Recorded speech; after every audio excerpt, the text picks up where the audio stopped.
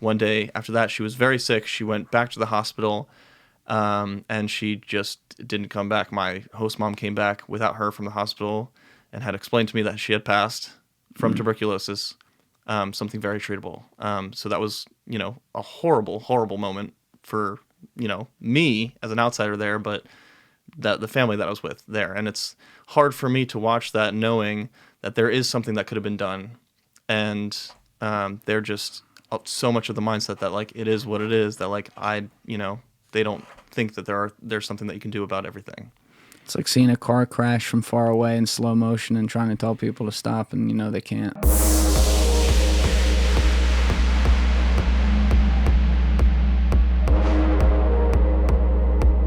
What's cooking, everybody? I am joined in the bunker today by Adam Herman. Now, chances are when you were growing up, you may have heard a line floated around on the playground or in school, whatever, where somebody would say, "I'm going to sell all my possessions and go into the Peace Corps." It was always a joke in the sense that no one ever knew anyone who actually went into the Peace Corps. Well, Adam did. And he just returned from around a 2-year stint in Guinea, Africa. This is something he decided to do right after college. And in this conversation, he's going to take us inside everything that happened. This was very, very detailed.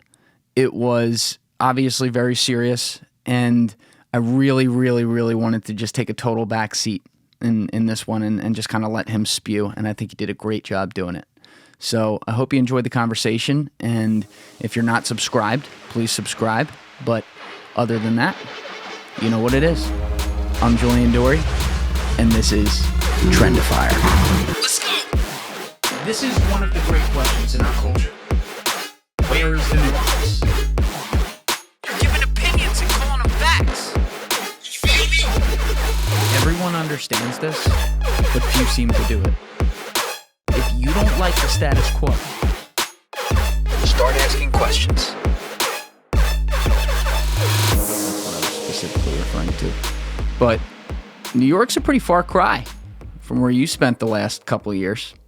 Yeah, a little bit. I mean, I went to school there, so I feel like I'm back, but definitely a little bit of distance from West Africa. Yeah, so I wanted to bring you in here because I really admire what you did. And a lot of times growing up, you'd hear just as like a punchline a little bit like, "Oh, I'm going to join the Peace Corps. I'm going to sell my possessions and move to Nepal in the Peace Corps," or something like that. And I never knew anyone that actually went into the Peace Corps. And then you did. And the way you did it was very interesting to me because you're a really, really smart guy. You got a totally, like, you had a couple different degrees in college. Like, you changed majors, right? I changed, yeah, but I ended with one major and a minor. Right. So this was not like, it wasn't like you were planning on doing international whatever and as a member of the Peace Corps. And towards the end of college, you said, fuck it, I want to do it. So let's start there. First of all, how did you even contact the Peace Corps? I think a lot of people are like, do they exist? Like, are they on the air? Whatever. And secondly, what made you land on that? Yeah, going back real quick to you saying you don't know anyone and, you hear about the Peace Corps, whatever. It's funny retrospectively to listen to, one-liners in movies about that, joining the Peace Corps. That's exactly what, when we were sitting in the Peace Corps together with other volunteers listening to movies, that we would always, give a quick cheer when they shout out the Peace Corps. It's kind of funny. But it's kind of a long story that I don't think I recognized at the time why I was doing what I was doing. But looking back, I'm like, all right, that led me to this, which led me to that kind of thing. So when I was in college, my sophomore year, I believe, I, volunteered for this organization at Fordham called Global Outreach, or GO. And I think that sparked it a little bit. It was one of those, classic volunteerism thing, a little controversial. But how so? Well, volunteerism in general, the term is like people taking advantage of volunteer projects to be able to travel. So some people look, down and could that money that you're spending to go to this place be used better if it's just sent to this place kind of thing. So it's a whole, it's a whole conversation to be had. And I've been a part of those conversations before, and I'm kind of back and forth. It really depends on your motives. But I joined a group to go to New Orleans. It was more of an immersion than a service project. So we went to an HIV transitional housing community. So people who had HIV and AIDS lived there while they were kind of getting their life back together and finding a job. And So we kind of went there and just kind of interacted with the people that were living in the house. So that was really interesting. And coming out of that, the leader of that group actually ended up doing what we something called Jesuit Volunteer Corps, which is another similar to Peace Corps or AmeriCorps, domestic projects usually going somewhere for a year or so. So Fordham was a Jesuit it was school, Jesuit right? school, yeah. Okay. So there was a decent amount of students who kind of followed that path. So anyway, coming out of that immersion project, kind of put in the back of my head, like, I really like the feeling that I have coming back from that. Yeah. Let's keep that on the back burner until, I'm ready to make a decision after college and see where I stand. So that was one thing. Second thing was probably really ironic. My dad put me in touch with somebody that he met at some conference, and this guy does some sort of data analysis. My dad always knew I was interested in some sort of number, so he, just put me in touch with this random person that I got on the phone with, just a short networking call. I was really lost as to what I wanted to do, as a lot of us are at that time. Yeah. And so I just spoke with him about what he does, but his number one piece of advice before I got off the phone was he was like, just do something that has nothing to do with what you think you want to do. Do something completely out there. And he's like, this is the funny part. He's like, I'm not saying to do this, but for me personally, I joined the Peace Corps. So that was the first time that idea hatched in your head? I guess kind of, but I knew that Peace Corps was on the table from that immersion project that I did. I knew it was in the service realm. So it was in the universe, yeah, in your universe. So he said that, and I was like, all right, great. I'm glad he's telling me not to join the Peace Corps, because I'm definitely not joining the Peace Corps. Like a 2-year commitment over, that's a lot. I don't know if I can do that. So that was just another plant in my head. And then senior year, finally, in the fall to winter time, I guess, we went to, a friend of mine and me went to a philanthropic job fair, which was all kind of Army, Navy, Peace Corps, any sort of service, like Teach for America, all that kind of stuff. And so I just stopped at the Peace Corps table and listened to this girl's story, and it was interesting. And then I stayed in touch with her, got on the phone again with her. And, her experience sounded really interesting to me. It sounded very unique, sounded like something that I very much wanted to do.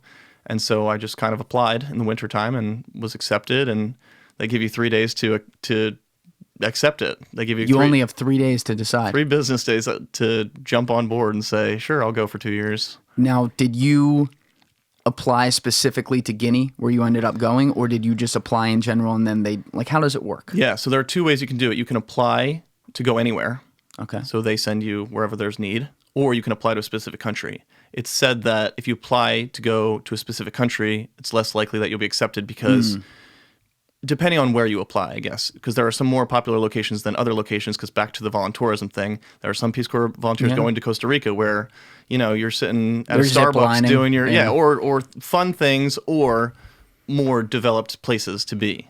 So it depends. But I applied to go anywhere because I didn't have a huge preference, but I kind of did want to go to an African country just because I had never been to that continent before, and I just wanted to kind of expand and learn more about that. So Guinea was actually my first choice. I put it up there, but I'm pretty sure it was one of the least applied to places. So I didn't, in the end, it turns out that I probably wouldn't have been so hard to be accepted to that country. But I think I put all, 5 preferences, and they were all African countries, and Guinea was up at the top. So how'd you pick Guinea? So looking at the options that I had, I think I had Tanzania, Namibia, countries like that. One of the reasons was a lot of those other countries were a lot bigger. And when I read about transportation and travel throughout the country, they were like, oh, it'll take you 2 days to get from your site to the capital. And so I was like, all right, well, if I want to get home or just get to another part of the country, whatever, I think a smaller country would be better. And Guinea was one of the smaller countries.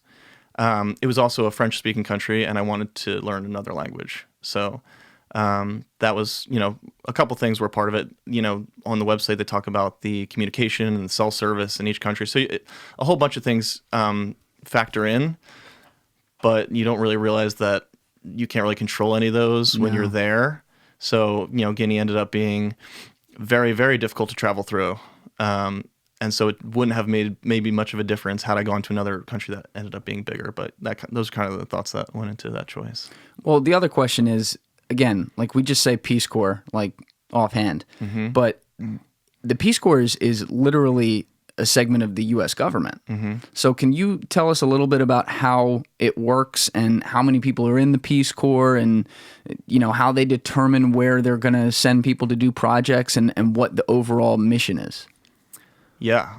So originally, I believe JFK kind of just went to a couple universities and said what students would be interested in going abroad and helping some people. So that was the initial thought. But there are 3 goals of the Peace Corps, and we can talk about this a little bit later too because they're interesting. But bring them up. The first goal is this is where some of the problematic things come in. But the first goal of the Peace Corps is to provide trained men and women to a country who asks for help in certain sectors. So there are, I think, 5 different sectors of the Peace Corps. There's education, child development, public health, agriculture or agroforestry, and maybe one other, but I'm not sure. So you can apply to a certain sector if you would like. You can apply to go anywhere for anything. There's a whole bunch of different ways to do it. But I believe a country has to reach out to the U.S. government saying we would like aid. We can't just just go into a country and just be like, we're here. We're here. Yeah, exactly. So a country has to reach out and say we need help. And then within that country, a community has to reach out to the Peace Corps staff there saying, can you send a volunteer to our community? We would like this. So that's kind of how it works. And what is the funding like? Because again, you guys are going generally to poorer countries, maybe not always, and you can talk about that. But you're not going into the Peace Corps to make money. That is obviously not what you're doing. You are sacrificing of yourself to give time to people who need it. But what is how much has the government supported it and continued to support it, and what does that look like? Do they have to, like a lot of other agencies or whatever you want to call them, go and ask for a certain budget and try to grow it every year, or is it more just this is what it is and it's allocated and it's pretty consistent? I don't know exactly those budgeting questions. I know under the recent presidency they've tried to kind of abolish that, and the Peace Corps as a whole, and it's not worth our time and money. Yeah. But I know that sometimes it can be used for political gain in countries that don't have a lot to offer us in terms of exports. I've heard that before because, think about it, it's a lot of poor countries who don't maybe have a lot to offer in terms of exportation or business opportunity or whatever within their country. Wait, this is crazy though, because I'm trying to picture this like guys in suits back in Washington, D.C. using like chips on the table. Like, oh yeah, I got the Peace Corps. They can come out here and help you out with your dams and, your school system or whatever. And then they basically are able to negotiate oil trade or something like that as a result. And you're saying like that's maybe not a realistic or maybe not an unrealistic thing to think. Absolutely. And I think a lot of the time, maybe our government can use the Peace Corps as some sort of leverage, like, oh, we'll provide this aid if you vote for us on something, that within the UN, or it, we'll pull this funding if you don't do this or something. I remember, I think one of our Peace Corps staff was talking about when we were deciding where the next World Cup would be, and they've been trying to get it in the United States. I think it's the World Cup, right? Probably. Or is it the Olympics? I think it's the World Cup. It's one of them. But anyway, Trump was, saying to certain poor countries where the Peace Corps exists, if you don't vote for us to host the World Cup, then we will pull, something like that, where they're not, they're obviously gonna vote in favor because it's just not worth it to them, which is just like an unfortunate abuse of power. Yeah. Unfortunately, we see a lot of that in Washington, D.C., no matter where it comes from. But when you applied, you said about 5-6 countries on there, and when you were accepted, they immediately told you Guinea. Yeah. Well, they told you where you were interviewing for, I believe. Before my interview, it was a virtual interview. They said, this is the country you're interviewing for, and then proceeded like that. And when was that? That was in January of 2018. Okay. And you knew going in that any type of term would be like a 2-year term? It's always 27 months. 27 months. So 3 months of training, 2 years of service at your site. Okay. So you got accepted by what, like March, something like that? I was accepted like a couple days after my interview, to be honest. Awesome. It was like maybe the next day. That's another reason why I think there's just so much need within Guinea. Like not a ton of volunteers wanted to go there. West Africa, very, very tough place to be sometimes. So they just, the next day we're like, let's get people going. Because I actually think they ended up accepting more than they had planned. They try and use that formula or whatever to accept a certain amount of people who you think will accept the position or whatever.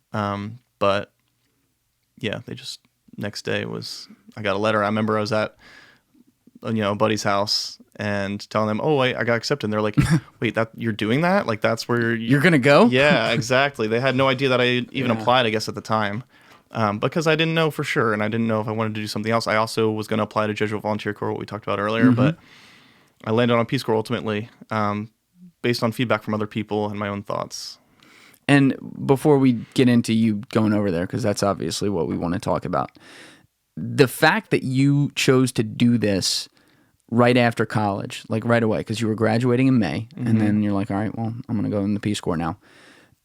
It's really the best time when you think about it, because it's not like when you're 35 years old, maybe with the family and kids, like, oh, I think I'll go to the Peace Corps for 2 years. Like, it doesn't really happen like that. And some people it might, but it's more rare. Whereas for you, there's a million things you could do in the world. You, as you put it, you weren't really sure where you were landing or what you were really interested in. So why not go get some kind of crazy cultural experience and literally drop your boots on the ground somewhere where you don't understand anything, and then find a way to help out the people who are there. It's really a selfless thing you did. Yeah, well, thanks for saying that. But, there are ways to think about it in terms of somebody being selfless, but at the same time, it can be looked at as a little selfish because of the experience that you're getting, and Peace Corps from the outside, looks ideal. It's like, oh, these people are so nice, giving up their time, like you just said, going to live in this foreign country with less means than they had, where they could have lived a lot easier life, whatever. But what people don't see from the outside is that I, for sure, gained way more out of that experience that I could have ever given to the community that I served in, and I don't think people understand that, and I don't think people could understand that because they don't have that experience, so I don't expect anyone to understand that, Yeah. But in terms of a development standpoint, Peace Corps is not, breaking any glass ceilings. They're not, making any massive moves, because one volunteer in a small community where there are, what we would call problems in education and public health and all of these other sectors, one volunteer, I'm not moving the bar that much, to be honest. So I think it can be looked at as selfish because I gained so much out of that in so many different ways, that, it's hard to live with the idea that everyone looks up to you for doing that when you don't feel that way all the time. Well, that's not why you were doing it. You Right. weren't doing it for people to look up to me. I'm holier than thou. I'm in the Peace Corps. You were doing it because A, it was extremely interesting to you, and B, you felt like even if that is the case, you can get a lot more out of it than you think you could give. You could go over there and give, and we'll talk about what you did there, but it's pretty amazing. And the people that you surround yourself with in these communities, they'll never forget that. You're the guy that came in and lived among them and showed them things that they didn't know. It's a very cool thing. Yeah, and I think the motives thing is the most important thing, because they try and do, because it's a government-funded program, they have to track data, and if you're working with a certain amount of students, you have to put in exactly how many students you impacted and who succeeded and all this other stuff, especially when you're writing a grant. But there's a point where, in my opinion, you can't track every volunteer and what they're doing all the time. You kind of just have to have faith that they're there for the right reasons. There are going to, of course, be people who are not there for the right reasons. I know some volunteer who took his 2 years to bike around the entire country from place to place, was rarely at his site. And there's really no one to keep up with that, which is, like I said, you can't really keep tabs on everyone. And it makes the volunteers who are doing the right thing feel like the staff are kind of like on them a little bit too much. And they're, placing a lot of extra rules about leaving your site and when you can do this and when you can do that. And it takes away from, what you feel like you're doing.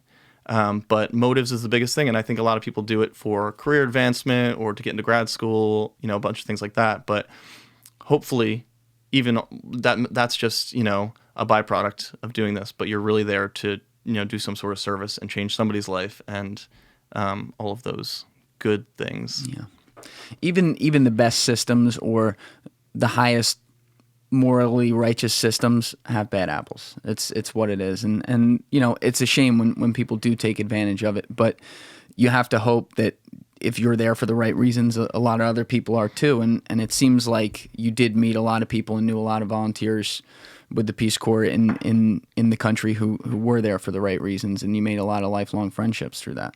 Yeah, it's amazing. It's kind of like the only group of people in my life who will ever understand to an extent what we all went through together. So when I was there, I felt like I could have called anyone in my cohort and just shot the shit for whatever reason, just to get stuff off my chest. No matter who it was, no matter how close we were, we always had something in common. For example, I had a site mate. He was my closest volunteer. He was about a 30-minute bike ride from me. And a lot of times we would meet up in the middle. We shared a garden that we would get together once a week and just kind of like, gardening wasn't like the main point of being there. It was really just to kind of like just chat and catch up and, rant about stuff that was bothering us, whatever. Yeah. But we, in the end, kind of discovered that we, in terms of personality and, hobbies and likes and whatever, we are kind of polar opposites in that, in that facet. Like when we would talk about a movie, I'd be like, yo, you ever seen this movie? He'd be like, never heard of it. And then he would be like, yo, I just watched this movie recently. It's really good. We didn't have a movie in common for the first 3 months that we ever spoke. And then that's hard to do. That and music and all of these other things. But we always came back to, we have the Peace Corps. We're going through a lot of the same shit right now. We can talk about so many different things. We can listen and kind of certify or whatever what that person's going through. You know what I mean? Yeah. Reassure, I guess, is a better word. But so that was really, really good to have. And in terms of Peace Corps friends, I still keep in touch with them. We have, calls every once in a while to learn about what people are doing, but also just to talk about, are you still talking to your host family? Because I'm still talking to mine. Is the work still going on? How's the election stuff affecting your family? Like everything that's going on within that country. It's really good to have that outlet, that group of people.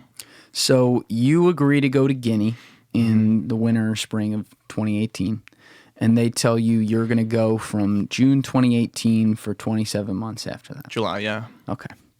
And you said the first 3 months were going to be training, right?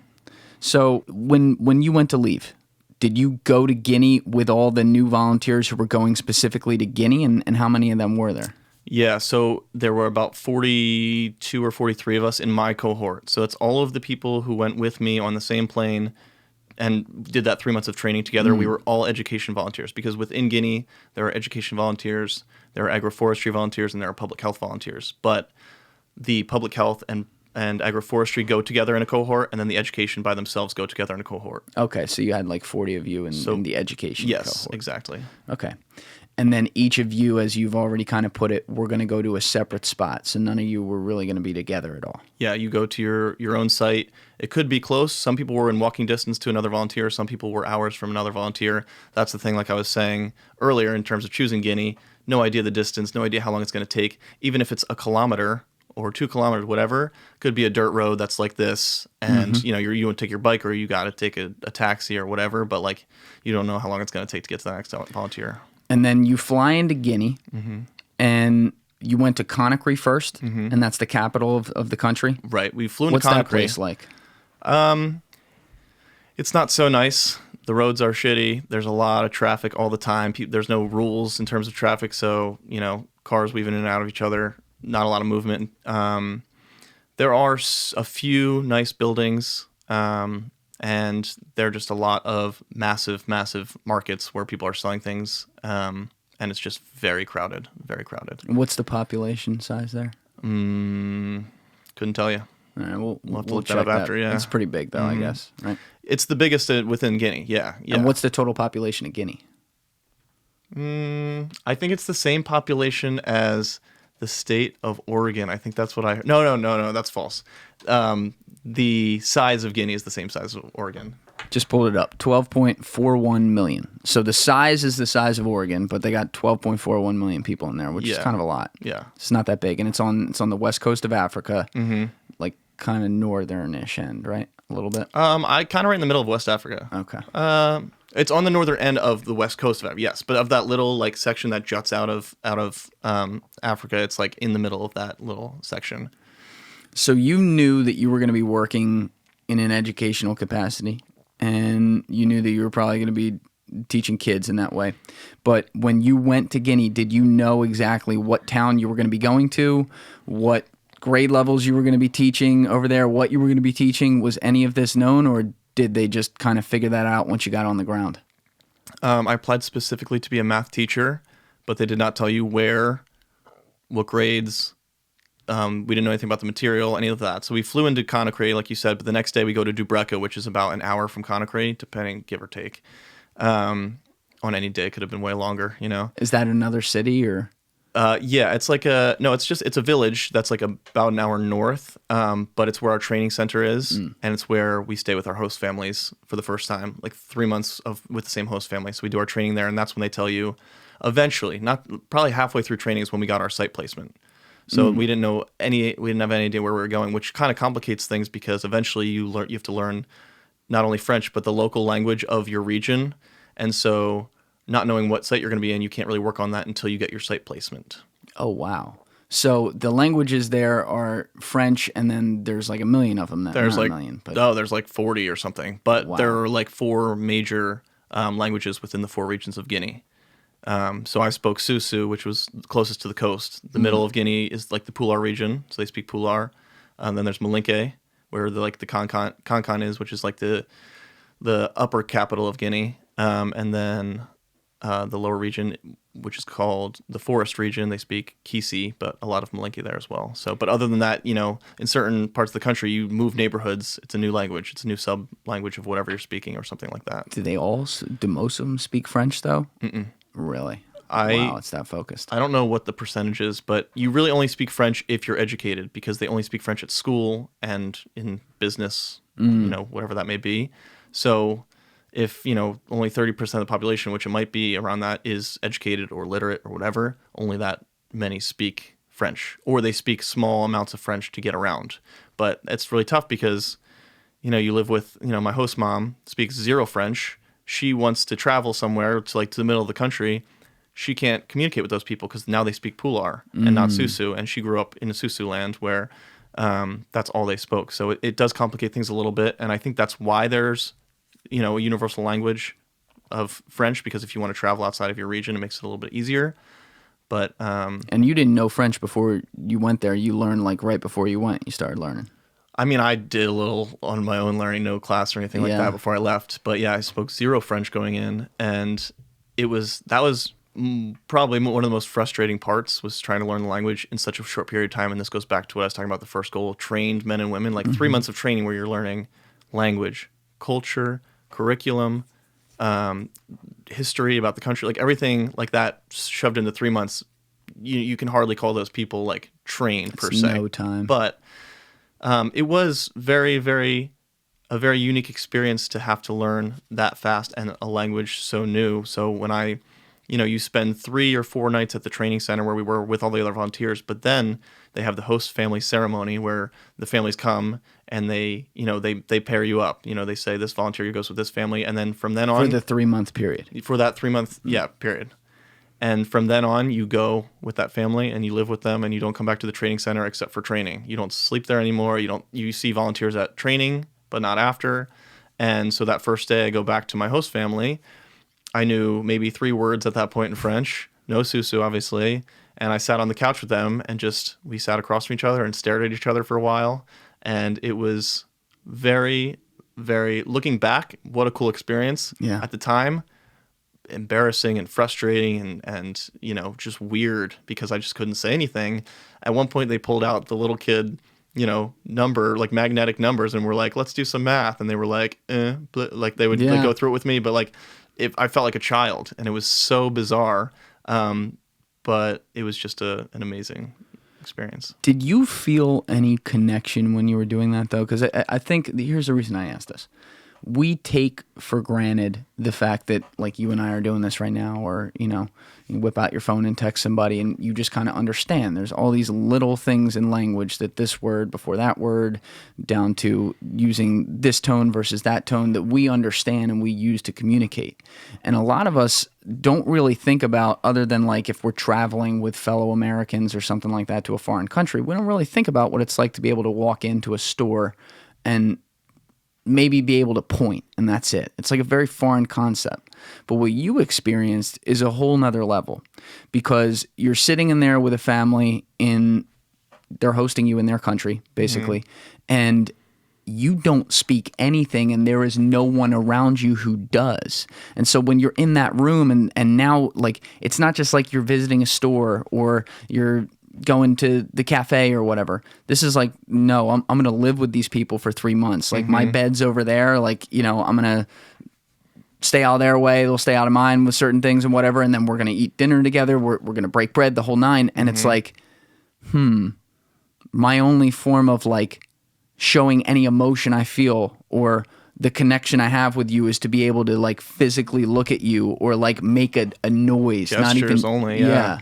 So, I mean, was that, it sounds like it was obviously a shocking experience. I'm sure it would be for anyone. But was there any, in that first meeting in particularly, was there anything in you that was like, hey, we do, even if we can't talk to each other, we understand each other and there's this connection we have? 100%. Yeah. I mean, they were there to teach me everything that I needed to know. They were there to teach me how to clean my clothes, how to wash my room, how to cook the food that they cook, everything, and the language as well. They always wanted me to learn Susu. Although I was learning French at the time, they wanted me to jump right to their language, and you know, so that was a little bit frustrating, but that was also kind of cool. But yeah, all gestures, and there was 100% a connection there because, especially with my host sister, she took the best care of me. She took me everywhere. She's the one who introduced me to everyone. How old was she?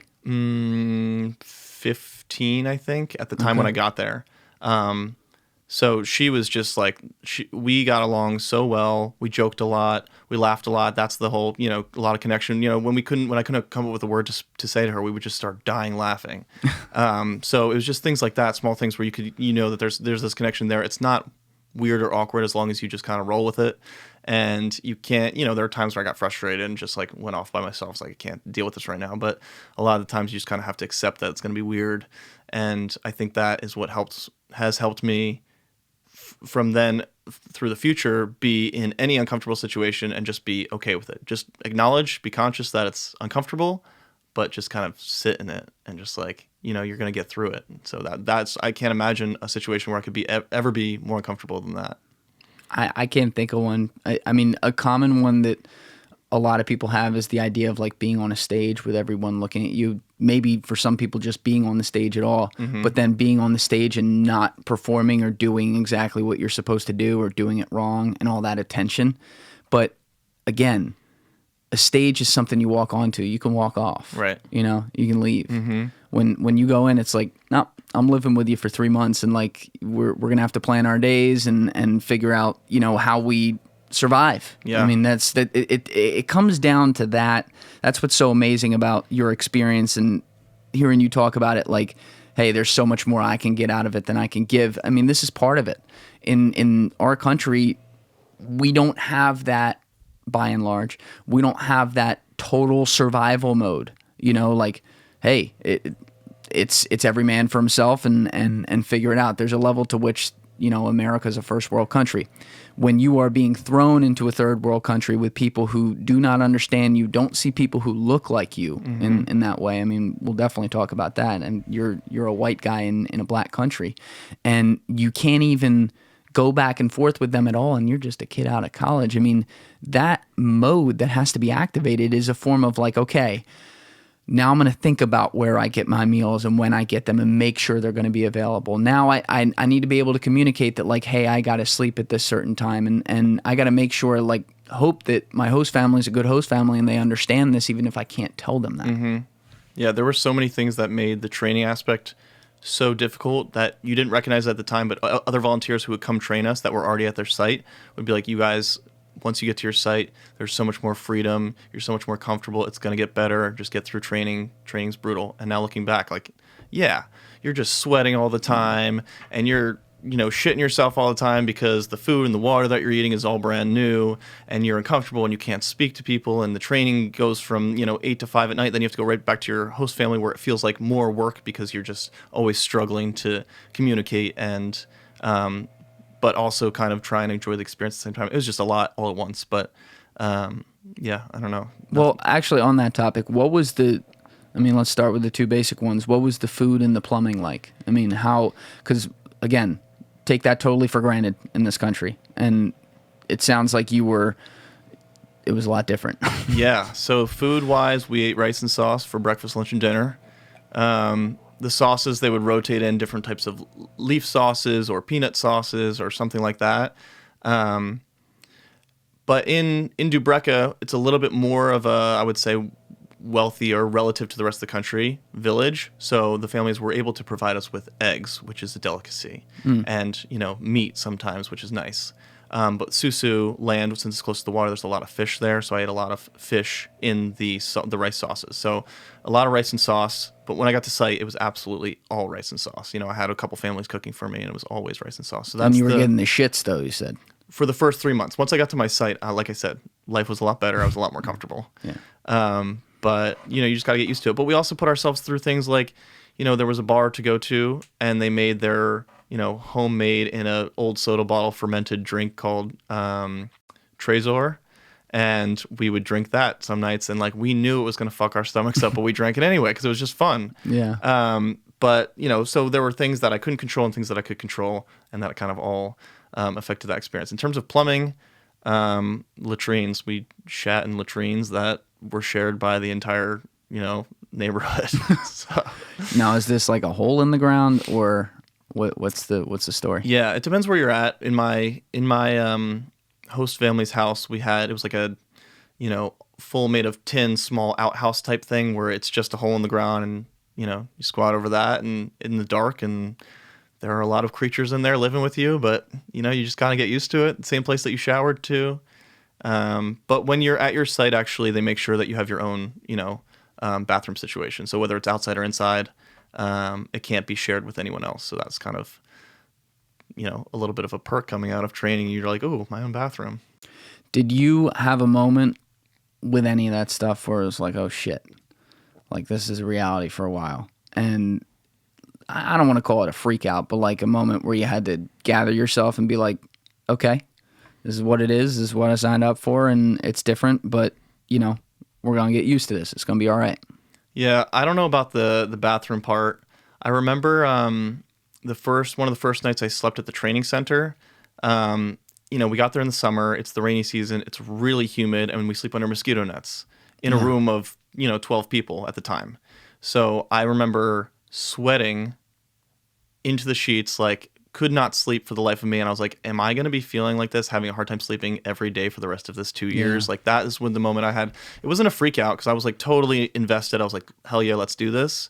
But it was a thought where I was like, boy, I hope that it's not like this, but if it is, we'll find a way to deal with it, kind of thing. But that was I don't know. I think that was the one moment where I kind of felt that way. Yeah. And again, it seems to me like you were very much go with the flow going into this, which you kind of have to be. It had to be. But B, you mentioned this maybe 20 minutes ago. You had looked into okay, well, how long does it take to get from point A to point B in country X, and how do you get there? And then, okay, if that's how you get there, then how do these people live? What are their basic situations like? So at least you had an expectation of it. But it is a whole nother thing to then actually go experience it and know okay, well, this is how I take care of myself now. So again, going back to your experience, that's definitely a crazy thing that I can't relate to, and 99.99999% of Americans can't relate to. Mm-hmm. But yeah, so the training part though, because you were living with this host family, and I'm trying to keep it straight because it's already only 3 months to do all the things we outlined, but your schedule seems to be it was very split, meaning you were spending a lot of time with your host family, going into town, trying to learn to communicate and things like that. And then obviously you had the scheduled training. So how many hours a week were you actually at the center with the scheduled training? And was it classes, or how did it work? Yeah, we were at the center Monday to Friday. So normal kind of work schedule, 8 to 5. And they were all sessions. So it wasn't the same every day, but every day you had at least 2 language sessions, so a morning and an afternoon session, just to really, really, really, hammer that in. But then there were medical sessions. There were curriculum sessions, so we'd split up into English teachers, math teachers, science teachers, and go over the curriculum and how they teach in Guinea, and how you kind of have to follow the same methods that they do and the repertoire that they do. What's that curriculum like? I don't know how much you can compare it to an Yeah, American. no, honestly, curriculum, it but- is very similar to an American curriculum. They follow, 7th through 10th grade, they have algebra and geometry, and it's split throughout the year. So there are, chapters in algebra, chapters in geometry every single year. And, by the time they get to 10th grade, they're solving equations, and they're using the Pythagorean theorem. So it is kind of correlated. They don't teach in the same way. They don't take math classes in the same way. They're usually 2-hour classes every subject. But the curriculum, I would say it's not crazy different than what we learned. Yeah. So you were told that by the time you got there, like, okay, you're going to be teaching 7th to 10th graders. Like, you knew that pretty early on. Yeah. Well, once you got your site placement, I spoke to my principal directly, and he's like, here's where we need a teacher. Can you do 8th grade math? Can you do 9th grade math? So I did 8th and 9th grade.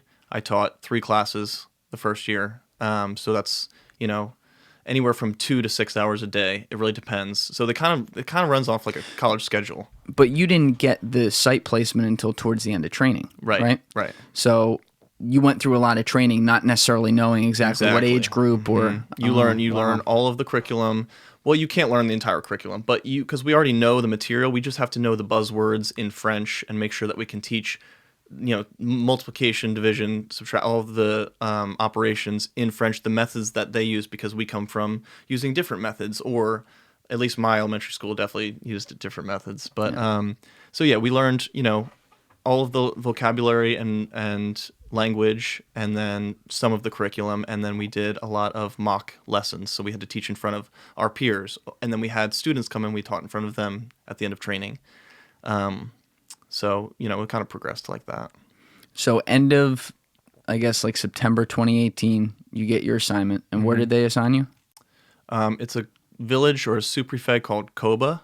And I was specifically teaching in Koba-Tatema, but I lived in Coney Valley. So it's Which is like how close? It was a 15-minute bike ride for me. Oh, that's not bad. So not bad. And this is far inland in the country. No, I was on the coast. Oh, really? Yeah, I didn't know that. Susu land, I was on the coast. I was actually, so where my site mate lived, he basically lived at the port, where it was a big, big fishing port. The fishermen would go out, catch, come back, and sell what they caught that day, in that market. And that's where a lot of people would come actually from Conakry to my village just to get fish or to buy fish and bring it back to sell in Conakry. Or even some of my host family would buy fish there and drive it themselves to Conakry to sell. So it was a big fishing port. But yeah, I was on the coast. And you said a site mate, so he was in the other town? Yes, he was. Okay. Well, he was. So I was 15 minutes to school. He was 15 minutes beyond school. Got it. Yeah. Okay. And this time, obviously, you had a new host family. Mm-hmm. How much different was it from your first host family as far as like cultural integration and now you at least have experience having been dumped into a situation where it's like, well, I don't know anyone and I'm gonna live with you now. How much easier, I guess I should ask, was it the second time to be able to go in and do that all over again? Yeah, I don't even know if it was easier, to be honest, because Dubreka, I would say, is a more educated population. So a lot more people there spoke French, and they know the volunteers. They understand the volunteers because there's been years and years and years of having volunteers hosted in that community. Going to my village, my host family, who, when you're at your site, you don't live with the host family anymore. You might live next to them, but you don't have to share the same house. So that's kind of a nice break. But my host family was fairly uneducated, did not speak any French, almost any of them. My host brother did, but he didn't live in that house. He lived in another house, so he wasn't there all the time. And how big was the family? There was kind of changed a lot. So, people would come in and out of the house all the time in terms of living there for a couple months, living there for whatever. So when I got there, it was just my host mom, my host sister, and her son.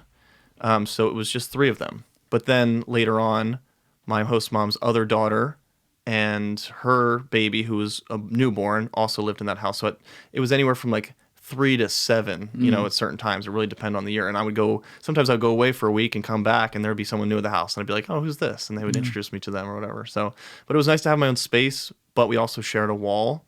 So it was all part of the same connected building. And, the ceiling didn't always go up to the roof. So I heard pretty much everything that was going on in their house. I'm sure they heard everything that was going on in my house. Yeah. And would you guys eat together every day, or how much? Because at least there was a separation here this time. Mm-hmm. So how much of that wall was literally in between you versus, you spending a lot of time with them? Yeah, so that was one of the tougher parts, figuring out kind of like my meal plan, because some volunteers went to their site and they were set up with a host family who already had a volunteer. My host family never had a volunteer before. This is very new to them. So we didn't know how to figure out like who's feeding who, and my staff didn't tell them anything. They're kind of like, you have to figure it out as you go. So when I first got there, I pretty much ate on my own. They didn't know they were supposed to feed me. Sometimes they fed me every once in a while, but it wasn't consistent, so I didn't know how to go about that, and asking was weird. So once I built a relationship with the host family and the other neighbors, I was getting fed every day, dinner, sometimes lunch, and whatever rice they were making. But my immediate host family, who lived right next door, was very poor. So some days they couldn't even make themselves a meal. So they would eat with the neighbors, 2 doors down, because anytime you make a pot of rice, you share with whoever's around, no matter who it is. So I would always get invited to eat with random people, which was kind of nice. But consistently, towards the end at least my last year there or so, I would get fed sometimes, 2, 3, 4 bowls of rice a day. And I'm like, I don't really know what to do with this. But it's so easy to just invite any other kids that are around to share that with me, and they would go. So it was a true community in a lot of ways, as far as like the people who all lived in that area. Yeah, their motto is kind of like, if the hope is that other people will watch out for your kids, or you will watch out for other people's kids so that they will watch out for your kids. So basically, if I'm making a pot of rice, I invite anyone around that I see to come eat with me, in hopes that, if my kid's, somewhere someday hungry, they will also watch out for my child as well. So it's very much a community feel. Every event in the community, everyone's invited. So that was just something unique to be a part of. It's very poor, though. It's very poor, and you've described that pretty well. Mm-hmm. Did you find that there was a decent level, or any kind of level, of happiness in the community? Yeah, definitely is. They're definitely aware of how poor their country is and how little they have. I think a lot is because they listen to the radio, and there are TVs around here and there, at least in my village, where they can see the news and they see what the Western world has, and so they're aware of how poor they are. But there are little things that they just absolutely love and find so much joy in, specifically music and dancing. Any event that they can go to, a wedding, a baptism, something along those lines, they will go, they will dress up so nicely, and they will just dance the night away. And it's like, that was one of the most fun parts about my experience, especially with my host family in Dubreka, the first, village that I lived in. They were just absolutely very fond of dancing. So we would get, we talked about connecting when I couldn't, speak, but we could go to an event together. I could just look like a freaking idiot in front of them dancing, because I don't dance like they do. They would be cracking up. But yeah, so that's something they find joy in, I would say. But yeah, I don't know. There are other things as well. The work that they do sometimes, when they have a nice garden, they get to pull, it just really depends what it is, but they could find joy and purpose in some sort. But a lot of them, you mentioned it was like a port town, so a lot of them were fishermen, I take it. Mm-hmm. What other kind of jobs were there, and what did your host family do? Everyone in the village usually owns or works on somebody else's rice hectare. Like everyone does, works with the rice process at some point, because that's their staple. That's what they eat for breakfast, lunch, and dinner. So if I don't own a plot of land to grow my own rice, I will work on my neighbors, and then they will feed me at some point in the future, or they'll pay me or something, or they'll hire a bunch of young men to work with them as well. So growing rice, it's not necessarily a job, I'd say, unless you're young and getting paid for it. It's more of like, we have to do this to survive, so we're gonna do this. But there's a lot of masonry, so people making chairs and desks and shelves and all that kind of stuff. There are welders. There are lumberjack type people who cut wood for a lot of different uses. And then there are carpenters as well, and a lot of different like essential needs types jobs. But that's the problem. There is like, there's not a lot of motivation to finish school, because once you get through school, it's like, what do you do? There's not really a lot going on where you need an education to work. A lot of families will just sell little, kind of own their own little like boutique at their house and sell a little salt or sugar here and there, or make like a baked good and sell that or something like that. There's not a lot of, money flowing through the community. What about dreams of going somewhere else, though? Do a lot of them dream of going to the West, whether it be America or, somewhere in Europe? I got that a lot, yeah. Everyone's dream was to go to some other country, to France, a lot of them, to Italy, a lot of them, to America, a lot of them, which was hard to hear because, like, the chance of that happening is very low, but they... Yeah, why is that? Well, is it I mean, low? I could think of a lot of answers, but yeah, because they don't have hear the you money to describe do it. They aren't educated enough to go get a scholarship of some sort. Everyone else wants to do it, so that lowers your chances of being able. There's just so many different reasons. So that was hard to hear all the time. People having so many hopes and dreams and thinking to yourself like, "Oh, I hope that for you," but it doesn't seem likely based on your situation. Yeah. And when did you start teaching? Like right away? That's a great question because when I got there was actually a teacher's strike going on, which happened quite often while I was there. The teachers were striking for more pay. They were not paid a lot at all, and that's based on countries surrounding Guinea, what they paid their teachers typically. So when I got there was actually the beginning of the school year, and there was an immediate strike right off the bat because the year before they had struck for a month, and I think they won and got a little bit of a pay raise, but not a lot, so they were hoping for more this time. So right when I got there, I didn't start teaching. I got there in October. I didn't start teaching until January because there was that 3-month strike, and I went to school every day and just kind of like felt out the situation. My village was very calm. Other villages, there's students who get violent against teachers who aren't coming to school to teach them because they really want to be in school. So it was kind of a whole mess when I first got there, but it gave me time to kind of get adjusted, improve my language, which was very important because I was still nervous in front of the class, with my language skills, and get to know my principal and his family. They fed me a lot in the beginning too. I would go over there for lunchtime every day and get to know their family, and they would teach me French. Susu. Yeah. Okay. Great. Yeah, and that's where I met, one of the best friends that I had while I was there was somebody who was living with the principal, not his son, but someone who was my age, but living there because he was closer to the school. So I got to know him really well, and he became, my best friend throughout that whole experience. I forgot to ask you, how big was this village approximately?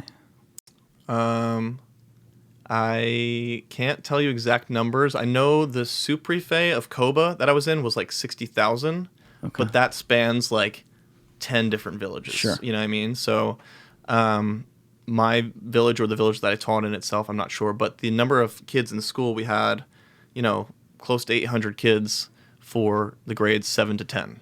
So, wow. And they split each class into 2, so I was teaching classes of 80-ish students. Yeah. So you're teaching 80 kids who speak French, obviously, because they're in there. Kind of. Yeah. Kind of. Yeah. You're in a foreign country. Mm-hmm. You're young. You don't look like them. You never taught before. How'd you do it? Trial and error. I got in there, used whatever training I had, and it was very tough because what they don't really train you for is the discipline, because the students are just so misbehaved, as are students here, as are students in any other country, but it's just so much so because of the volume of students, and a lot of the students don't really understand why they're in school. They don't really understand the point. They don't understand the goal, like I just spoke about. Yeah. Getting through school, what does that do for you, in that kind of country? Do you get to have a good job and a good life if you're educated? It's not the American dream that they're born in. Exactly. Yeah. So the hardest part for me was figuring out how to discipline the students, because I was sort of set up for failure in the sense that the other teachers were actively using corporal punishment and hitting students with a variety of things.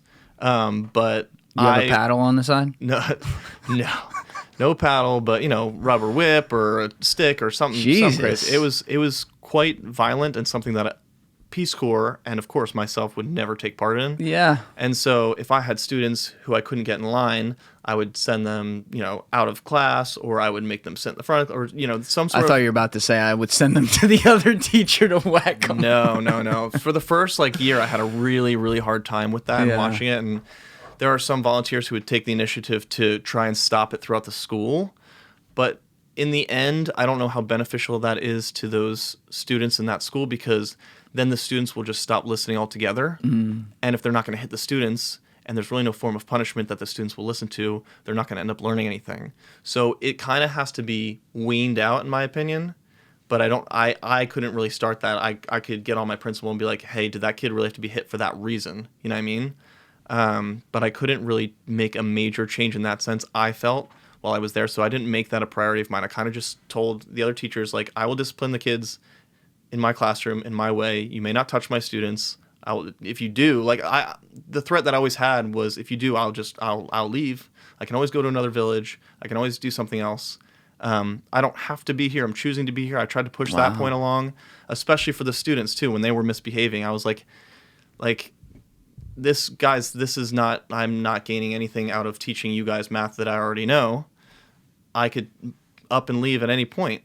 And when that didn't work, I just had to move on to a lot of different things. But there were always students in the class who were there to learn and who were listening to everything I had to say. So I really tried to teach to them, and I really felt bad for them when other students were just yelling and speaking over them and not paying attention, and fights broke out or something like that. So that was more uplifting that there were students there who were there for the right reason, but also kind of disheartening because I couldn't really give them everything that I wanted to give them. Well, how good did your French get too? I mean, because you literally have to teach them by speaking to them. It's not like you can kind of sit there and look at them. Mm-hmm. By the end of my time, I would say I was fluent in what I would call Guinean French. So, if I up and go to Paris right now or somewhere in France, they speak a lot faster and they have more of an extensive vocabulary, I would say, than Guineans do. Guineans speak very slow and they use a lot of the same vocabulary, a lot of the same phrases. So I would say in terms of Guinean French, I had no problems by the end, able to communicate every point I wanted to anyone that I came in contact with. But it could always improve. Yeah, and then the kids who were in there who were misbehaving, because I'm trying to think of like the curriculum, because you said it's actually like not terribly different from like how they run it in American schools, but you're giving out quizzes, you're giving out tests, you're giving out homework. Mm-hmm. Is kids doing any of that? Or is it totally fuck off mode? Most of it's fuck off mode, or most of it's get in and copy my neighbor, which is like not so unusual. We have that here too. Yeah. But it's like copy my neighbor who scribbles something that doesn't make any sense or relate to the problem that I gave them. Yeah. And I was a harsh grader because I wanted them to learn, but a lot of, they can do that in other classes, and a lot of teachers would just pass them no matter what because they don't care about the grades. They have to pass the students because of sheer volume.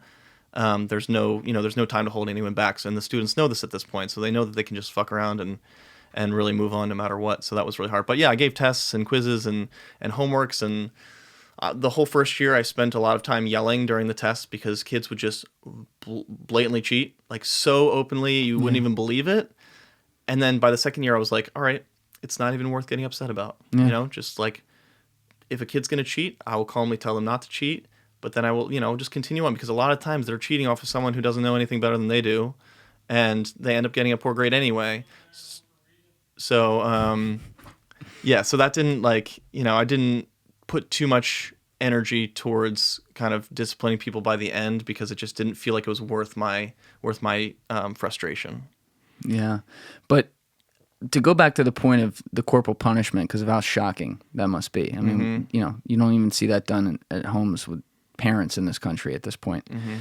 Your viewpoint on that is very interesting to me, because obviously you're horrified by that. Obviously you don't want that to happen, and you mentioned that other members of the Peace Corps would try to make it an initiative to stop it, come in and be the hero there, which is an admirable thing.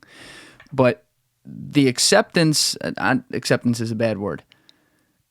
The level-headedness with which you approach that it's very mature, because you looked at it like, okay, I'm somebody who's an outsider here. I come from an entirely different culture. I'm also young as far as like the other teachers go even.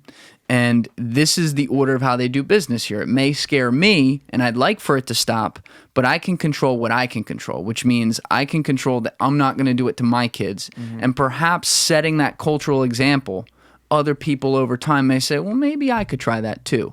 And then I think you used the term like it's more of like a slow burn, trickle down like type effect over time. Yeah, This is a prime example of like when you have established cultural norms, whether it be in this country or any other country or within groups within the same country. People want to come in because they see something different than what they know, and they want to establish their entire world order onto that cultural whatever it is. Whereas, you had the self-awareness to know that that's not realistic, and B, that's probably not going to be good for anyone, because you talked about like the trade-off. The kids are probably then just going to totally fuck off, and then they won't get educated. And the number one goal here, ahead of the means to justify the ends, is to make sure the most number of kids get educated. So I mean, to have that, the ability to think above that and be able to say, hey, there's going to be a pill like that I got to swallow, and I don't like it, but let's see how I can improve it, rather than let's play hero. That's a pretty cool thing.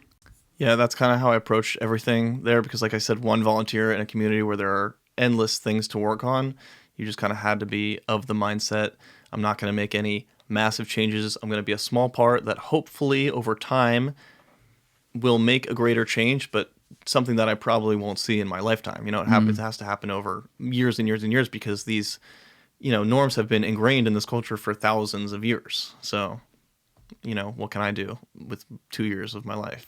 Yeah. So you taught the first year starting in January, and their school year, does it run similarly like September to June type deal? Typically, yes, but because of the strike, they extended a little bit so they could do their finals.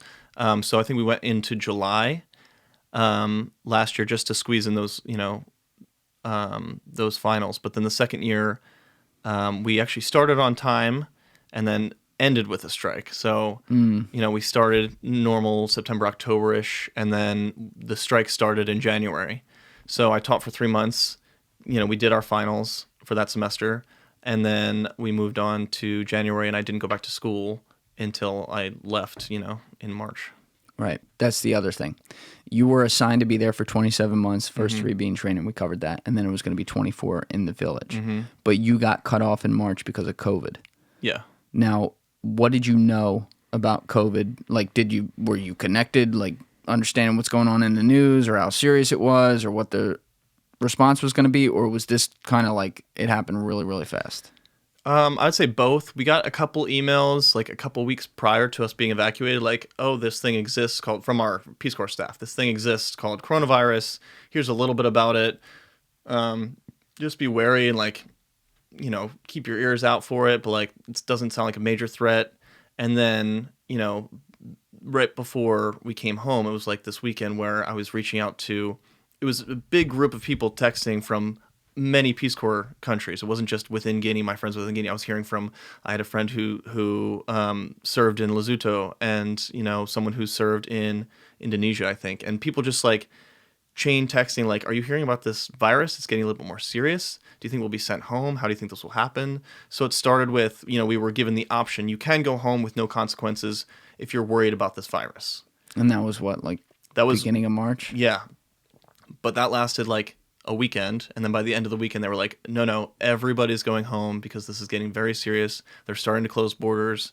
There's no other option. All 7,000 volunteers are being evacuated immediately, and we had 24 hours to pack up. In the country? All 7,000 in the country? No, 7,000 worldwide.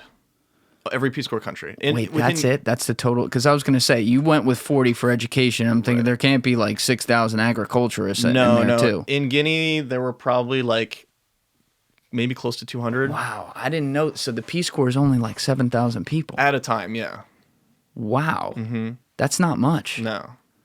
But they evacuated from every single country. Yes, all at once. Well, a couple actually decided to evacuate earlier because like places like Morocco, where a lot of people are coming in and out of, it got worse there first. But by the end of the weekend, the head of the Peace Corps, she emailed and put out on the website that, we're done. Everyone's got to go home and we'll see what happens from there. But that was all we knew. What did your village think of the whole thing? And what was that like, telling them, I got to leave because of this, and by the way, you guys are forced to stay here, and I hope it doesn't come here, and I hope you're okay if it does. Yeah, it was already, like, people knew about it.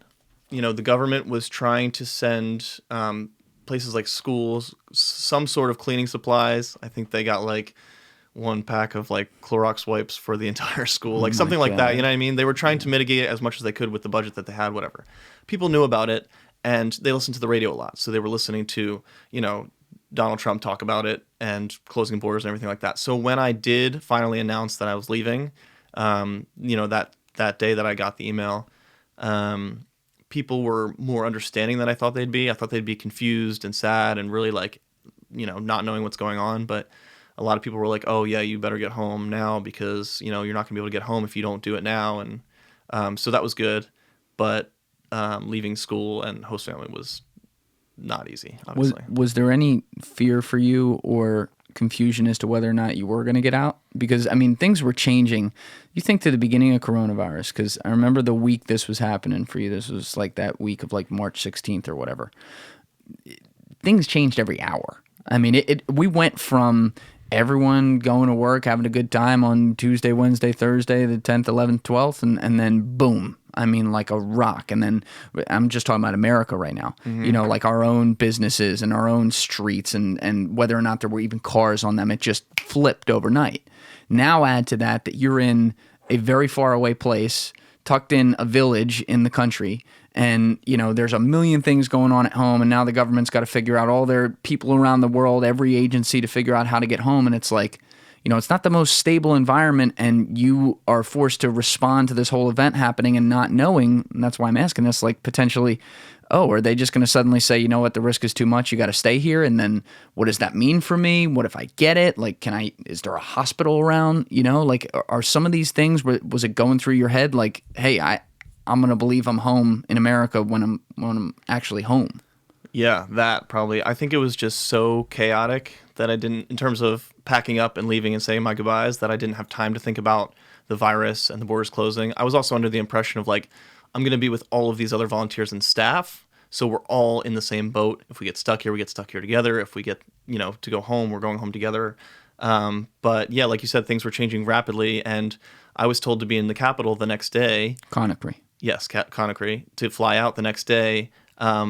But there were no planes available. And then the next day, the flights got canceled. And the next day, and it got pushed back day after day. I was in the capital for 5 days, I think, until they finally got us, all 100 volunteers that were there at the same time or more, onto one plane. So you literally up and left your village inside of 24 hours. Like they said, get out, and you were out like that day. Packed my life up, gave a lot of shit away.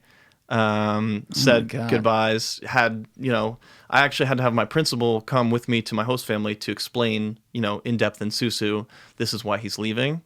So I did those goodbyes, and then the next morning, bright and early, got in a taxi to go to the capital. As crazy as it sounds, it's almost like that was a bigger cultural shock than when you got there. When you got there, I mean, you knew, like, with your first family, okay, I'm going to be with them for 3 months, and we're just going to shotgun learn about each other in this time, especially the first few days. Whereas, at the end, it's like the light turns out.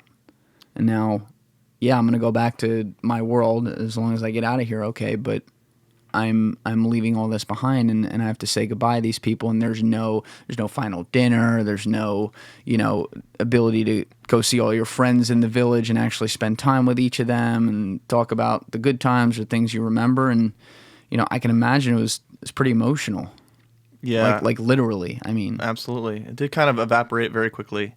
I went to the school first. Didn't tell my host family in the morning because I didn't know how to tell them, so I went to school first.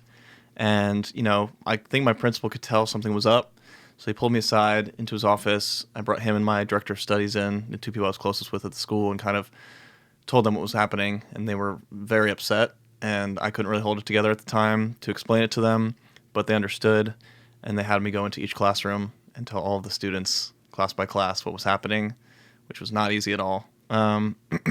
And then from there, I came home and, spoke to my host family. And I wasn't saying any words, but as they were explaining it, I could see my mom, start tearing up. And my host sibling, this little, 5-year-old kid, Cydia, who was like, my brother at the time, he was kind of understanding at the same time. And he's like, you're not coming back. And I was like, oof, God, I can't look into your eyes and tell you I'm not coming back. This is really hard. So yeah, all very emotional goodbyes. And then in Conakry, when we were with other volunteers, the 5 days we were waiting for our flight out, that was such a crucial time for me, because if I were to have to get on a plane right after leaving the village and be home in America just like that, I don't know how I would have reacted. Not that I reacted in a great way anyway, but having those 5 like buffer days to kind of like de-stress and kind of like be emotional together with other people and kind of have people to talk about it with was super helpful. And then being home was just really bizarre. We flew into JFK. My sister picked me up the next day, and just home after that was like, I cannot believe I'm here. I didn't come home throughout those 20 months that I was gone. I didn't plan to, because I thought it would have been too hard to come back to Guinea. So being home at the snap of your fingers, like you just said, it's just like really, really bizarre feeling. But time did it for me.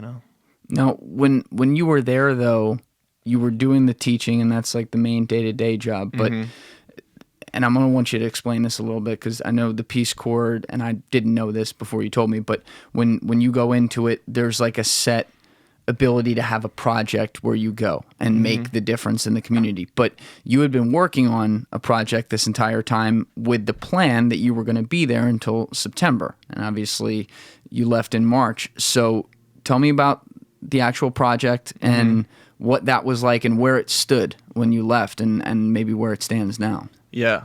So like you said, my main role in the community was to be a teacher.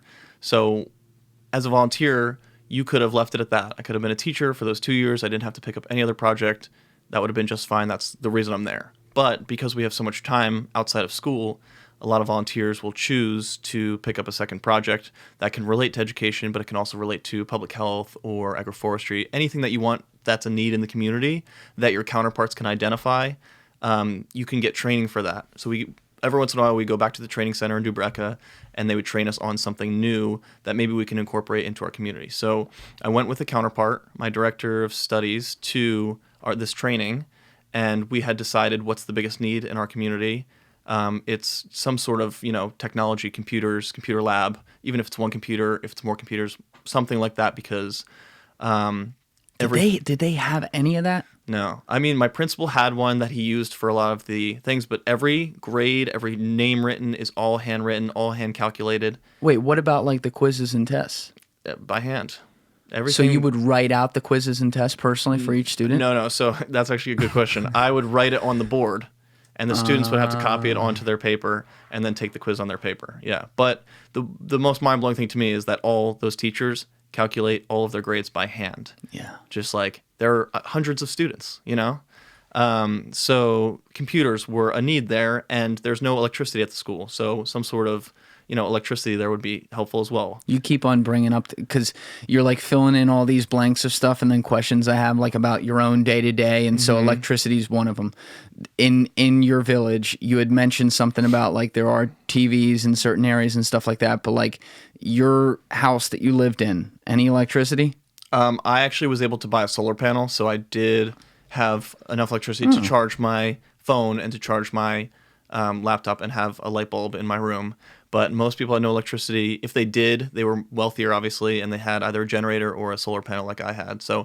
And your school had none? None at all, yeah. Except for the high school across the street had solar panels.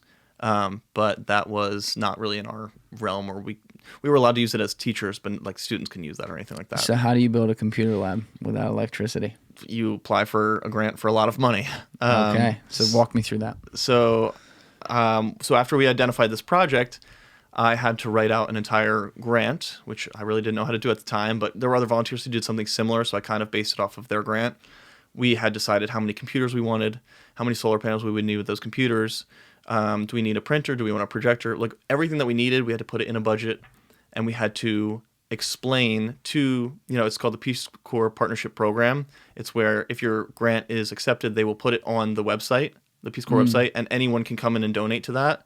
And then if you apply alongside of some sort of initiative, so mine was also a LGL grant, which is Let Girls Learn, which was Michelle Obama's initiative, because I was trying to target female, students with this project, increasing their resources for learning, maybe have a girls' club in that computer lab.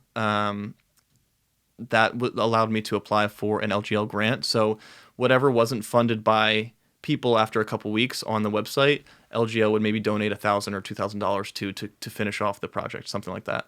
So I applied through this. You have to, very extensively write out, how is this money being used? What are the goals? How many people is it going to affect? And that's a really, really. And how did you even? I'm just thinking out loud because you said there's a lot of kids in this school, 800 kids. Mm-hmm. How do you even?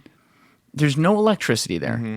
so how can you even budget it out versus figure out everything you actually need for it? Like, how did you go about that? Well, we weren't going to have, like a computer per student or per 2 students. We were just going to go with a set amount of computers. We ended up with choosing 11, 10 for students, 1 for the instructor. But we were going to use that as kind of an incentive for students to do well in school. So the best students in each class would have the opportunity to go off and learn computers. And that would be a major skill. So that way, that's another, way to discipline students. Yeah. Oh, you're not sitting in your computer. You're not sitting at your bench learning. You don't get to go use the computer lab. Wow. So you've been and you tied that back in. That's crazy. So anyway, there is in that situation, you still have a significant ratio of students to computers. So it's pretty special if they go in there. Exactly. But the teachers themselves, did they have any experience whatsoever with computers, and did they use phones? Like that, there's another question. Like what you were using your phone during this. I know you and I would video chat on WhatsApp and I'd be able to text you on that, and sometimes it'd be very shoddy connection or whatever. Mm-hmm. But what's the culture with that kind of technology there? Like, do they use cell phones? Are they iPhones? What's the story? Yeah, most people do have cell phones, actually. Most of them are not smartphones. No iPhones there. Most of them are, what was the brand? Razors? No, Tell something. It was a Chinese brand of smartphones. If they had a smartphone, it was that. But for the most part, they were, Of course it was. Dial phones, like old school, what we call dumb phones now. And we actually, each volunteer got a dumb phone in case they didn't want to use their smartphone there, because there's more chance that it would be charged longer and it would have better reception or something like that. So most people had them there. They would call friends and family just to say hi. Nothing really crazy, but it was good for me to be able to communicate with my director of studies if I needed something, or my counterpart or whatever.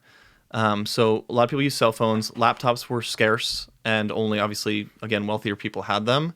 And no they didn't printers anywhere.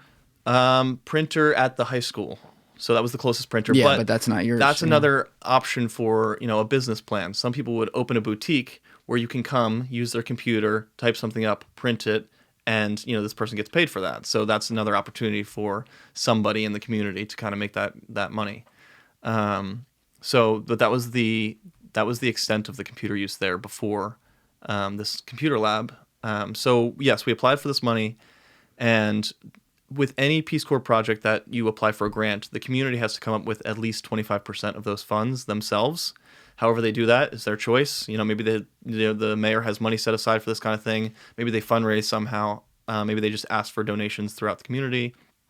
It depends, but that wasn't really my concern. My concern was to get the grant through and get my 75% of it. So I did that, and I waited a long time for that 25% of their funds because they had a corrupt mayor. He owed a lot of people money. So immediately when he got, what we used was a lot of expats. So people who used to live in the community who no longer do, who are wealthy, we reached out to them and said, hey, this project's going on. Can you send some money? I think it was between 3 people got us that whole 25%. Sent it to the mayor, which was the first mistake. It should have gone right to us. Went to the mayor, and he used that to pay off people he needed to pay off. And then he said, all right, well, the next batch, whatever comes through, is coming to you guys. So he put us off for a long, long time. And I kept warning them. I was like, there's a chance that I get sent home at some point because of this coronavirus, because of the political tension in this country. And if we don't get this done, I think you're going to lose the project. So we need to make this happen. And it never did, to an extent.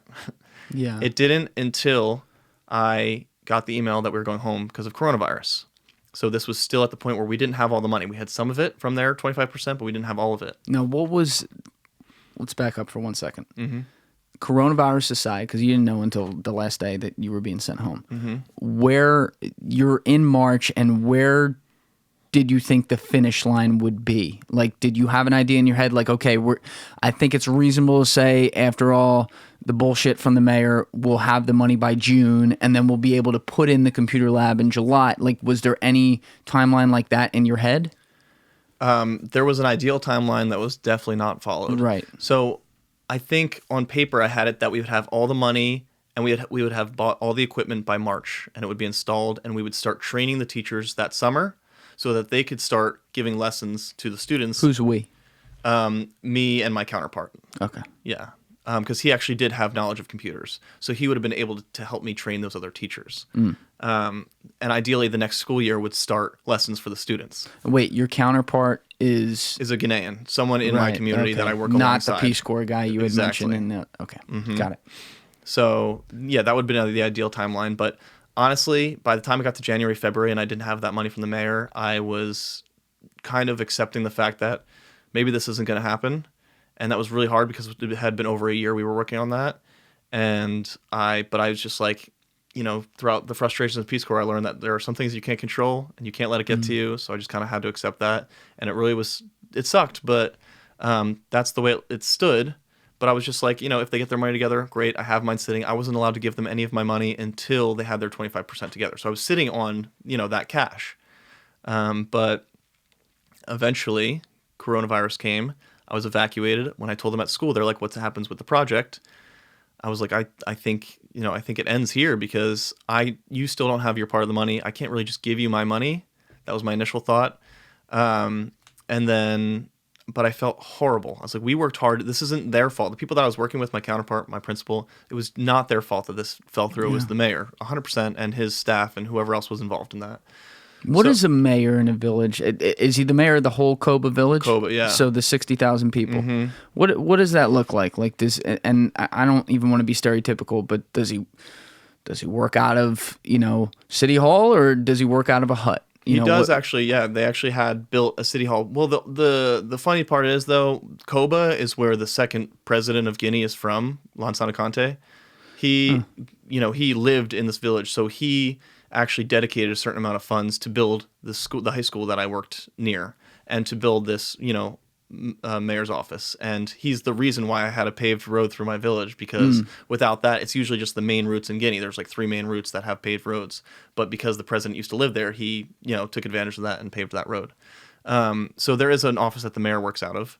To be honest, I don't know what kind of work he did, but I knew he traveled a lot, and he would, I guess, he throughout Susu land, he kind of, the region that I was in, just traveled to other cities, I guess, talking about how we can work together in some sort of aspect. Was he democratically elected, or? Oh, that's a great question. I think he was. Yes, I think that he was. I think they have a separate. Right. I'm doing in air quotes. Yeah. I think they do have elections outside of their presidential election that are democratic. So, actually, I do know that for a fact because when I first got to Guinea, to my site, there was a different mayor, and the transition had just happened a couple months after I got to site. So yeah, now that I remember that. Now, let's go down this rabbit hole.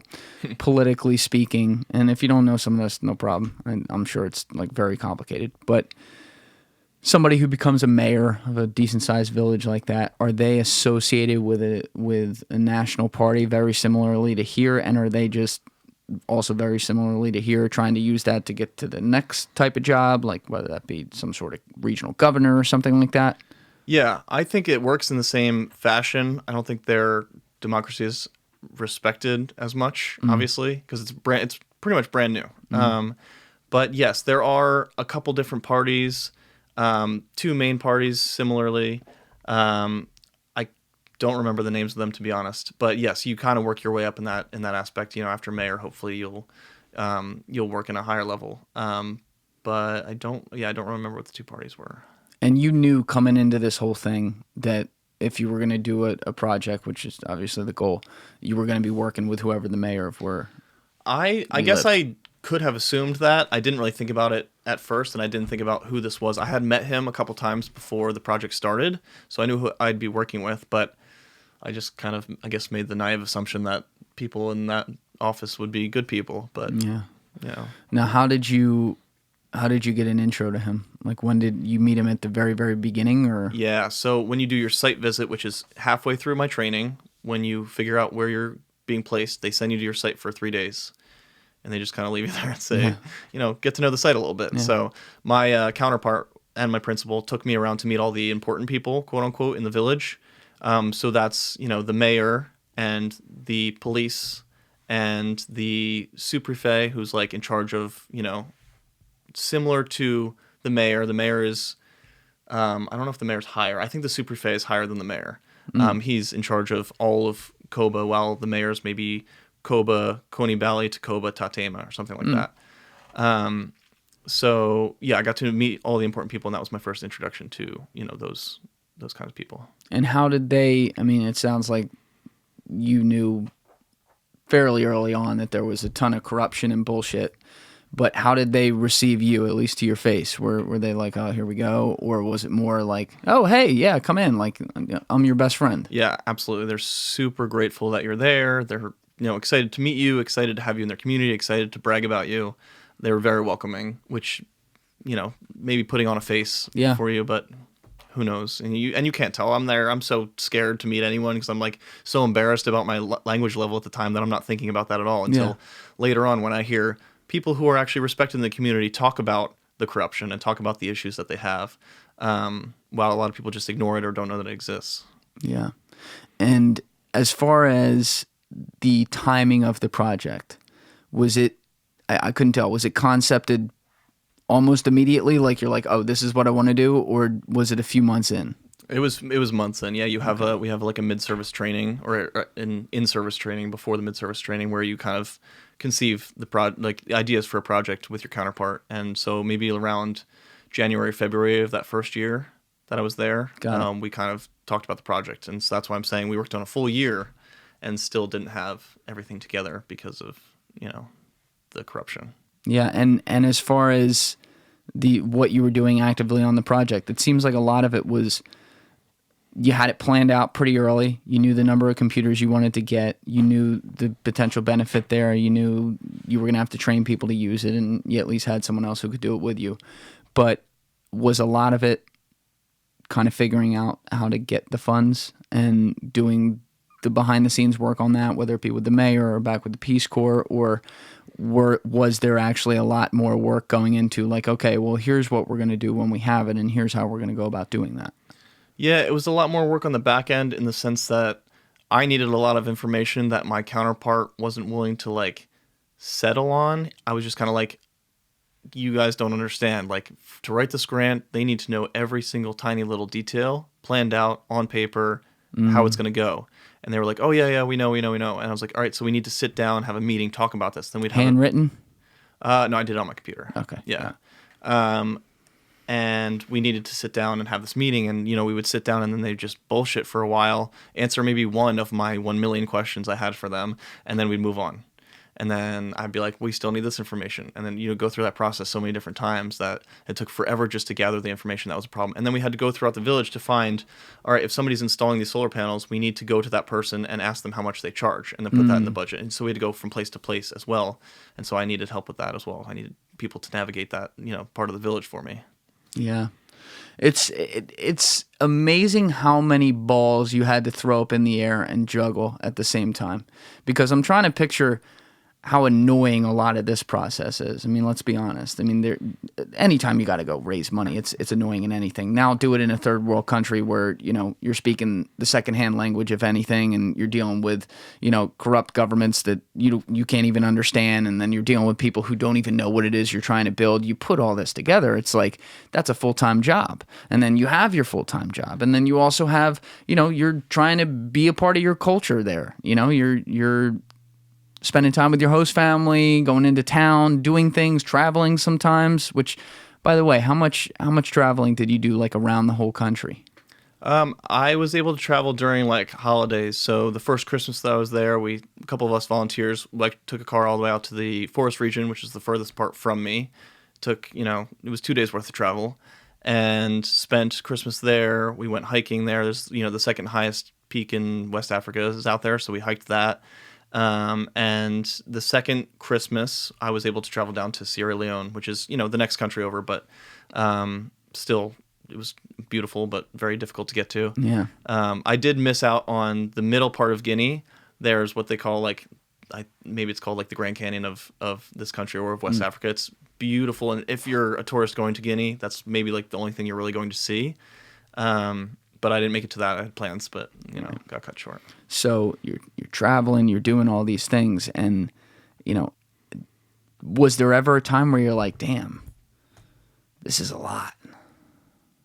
Yes, of course. I think I had time to think that because from the outside, it seems like it's a lot. It seems like I'm thinking about all this stuff all the time. But what people don't see is that Peace Corps is a lot of downtime, a lot of time at home, in my house, alone, or with my host family, whatever. But you have so much time on your hands to think, which can be dangerous sometimes. Yeah. But it really, gave me some good practice and kind of helped me become comfortable with being alone and being thinking about all these things, all these issues that we're facing, that Guinea's facing, that I was trying to help out with. So the downtime was, in the end, great for me personally, because especially during coronavirus, everyone's worried about isolation and that kind of stuff, and I think I'm able to deal with that a lot better now. But yeah, there was always a lot going on in terms of not just physically a lot going on, a lot of responsibility, but mentally a lot going on all the time.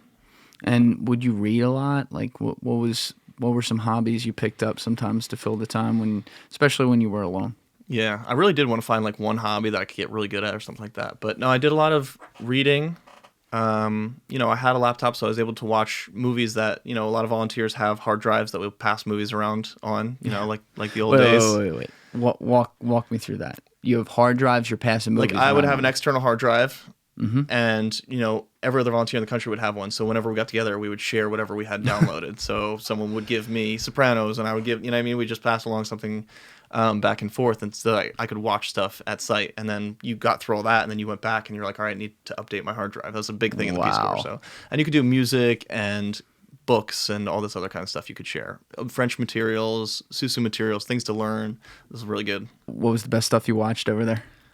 Oof. I watched a lot of things. I started and finished Mad Men while I was there, and that's, a fantastic show. Yeah. Fantastic show. So that was one of them. But, I had never been a big Star Wars guy, so I watched all the Star Wars movies while I was there and had a new appreciation for them. I read Harry Potter for the first time while I was away, and that's You never read that? Never. I read probably half of the first book as a kid, but I hated reading as a child. Yeah. Hated it. And I hated it up until I left for Guinea. And I was like, I should probably bring a couple books because I don't know what I'm going to be doing there. And Harry Potter was the first one I started because I was like, this is probably a good place to start. And it just hooked me on reading. I absolutely love reading now. And people were so jealous. They were like, you're reading Harry Potter for the first time. Like, what an amazing experience that I'm so, jealous that you get to have. What do you like to read besides that? Because obviously, like, this is kind of a new hobby. Or so what else were you getting into besides some of the fiction? I was all over the place. Like novels a lot and memoirs, a couple good memoirs that I read while I was away. And since I've been back, some nonfiction stuff, kind of all over the place. I don't even know if I have a favorite, but yeah, a lot of reading and downtime for sure. Well, you mentioned the idea that it can be a dangerous thing when you just have a lot of time to think, and no pun intended, but I think about this a lot too. I was saying to someone on a podcast recently, one of the hardest things, if not the hardest thing for a man or woman to do, is sit alone in a room with their thoughts and be all right. And especially when you're balancing all the realities you're dealing with there, which go all the way down to your basic needs, like literally like what your hygiene is and what you're eating, like the most basic things in the world. And you get in this room and you're thinking about all this, and even you get used to it after a while, no doubt about that. But you think about home. There's no doubt about it. I mean, how much were you sitting there thinking about, like, damn, I wonder what's going on in America right now, or damn, I wonder what so-and-so's up to, or I wonder what's changed that I won't be able to understand right away when I get back? Yeah, I did a lot of thinking about home for sure, but at the same time, every time I thought about like, ooh, what are my friends doing? What am I missing out on? How's my family? Like all that kind of stuff. I would bring myself back and be like, be here, be present. This is a once in a lifetime unique experience. You're never going to have anything like this again. So stay here and be excited about it all the time. Try and it really enticed me to do new things and meet new people and explore and say yes to more people asking me to do things in the village when I didn't want to, But yeah, a lot of thinking about what was going on at home and what was changing, and am I going to be behind when I get back, and am I going to be lost when I get back? And I was, and I have been, and I've changed a little bit since I've been back, I think. But overall, it made me more fond of the people that were in my life and the people who did stay in touch and all that kind of stuff. So overall, I don't know, having time to think is just a great thing for me. Yeah. Were there ever any moments where, or I shouldn't say moments, but were there just certain things that would really trigger your thoughts of home? Or, whether it be things you carry around or just like things that happen to you or daily things you're doing that made you think like, oh yeah, that was my life. Mm-hmm. Yeah, I mean, the good news is I didn't have access to social media, so I didn't have to see it all the time. Some people did, and I think that might have made their experience a little tougher, to be honest. Luckily, the service where I was at allowed me to just leave my phone, at home, go teach, come back, use it if I have to, kind of thing. But in terms of things making me think of home, I did keep some, I brought pictures and stuff with me, not knowing what I would have access to. So had stuff hanging on my wall and whatnot. A lot of books made me think of home, obviously, because I was reading, American stories or American novels or American biographies or whatever. So, that brought me into the thoughts of like, oh, even though I'm here, what am I going to be doing when I get home? Like, what's my next step? Because I was still in that, don't know what I'm doing with my life phase. So I was, that put me down that rabbit hole a lot of like, what's my next move? But at the same time, just focus on this move. But also, I got to kind of think about what's ahead, but stay here. You know what I mean? Back and forth a lot. Yeah, you're in your head about it. And you're also at that point in your life where you did just graduate college and like, okay, I picked a good time to do this. We talked about that. And this is my reality right now. But yeah, there's going to be a day where I leave here and then I'm going to have to figure out, well, what the hell do I want to do with my life? And we all sit here worried about that, whether we're in jobs or trying to get a job after college or whatever. We're figuring out what we like and what we don't. And we're in America, right? And we can sit here on Google and think about it. We can talk with people at the drop of a hat and think about it. And all these simple things that we take for granted. But you're in a foreign place. You don't even have access to half the internet. You're not. It's not like when you're getting curious about things, you can be like, you know what? I think I'll go do research on this right now. There's a lot less of that. So there's like that balance of, hey, I know that can't be my reality right now. I can't really think all about that.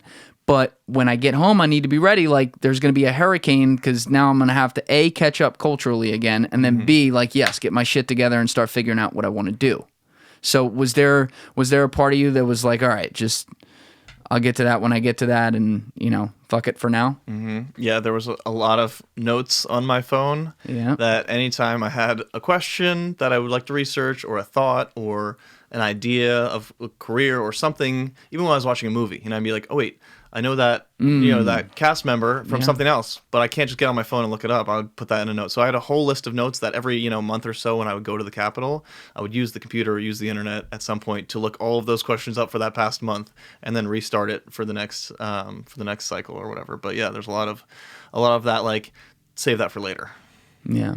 Well, actually, because you're bringing it up kind of right now, so let's talk about that, some of the reintegration, because yes, it was a shock that you had to do it when you had to do it, and it was very quick. So there wasn't like a process and getting ready for it and all that. But coming back, you land in America, you land at JFK, you're picked up in a car, you're driven to a house with beautiful toilets, nice mattresses, great food, whatever you want to choose from, electricity everywhere, Wi-Fi, a phone, a laptop armed with the Wi-Fi now, TVs, people around you who are like you, Americans, also literally like your same race too.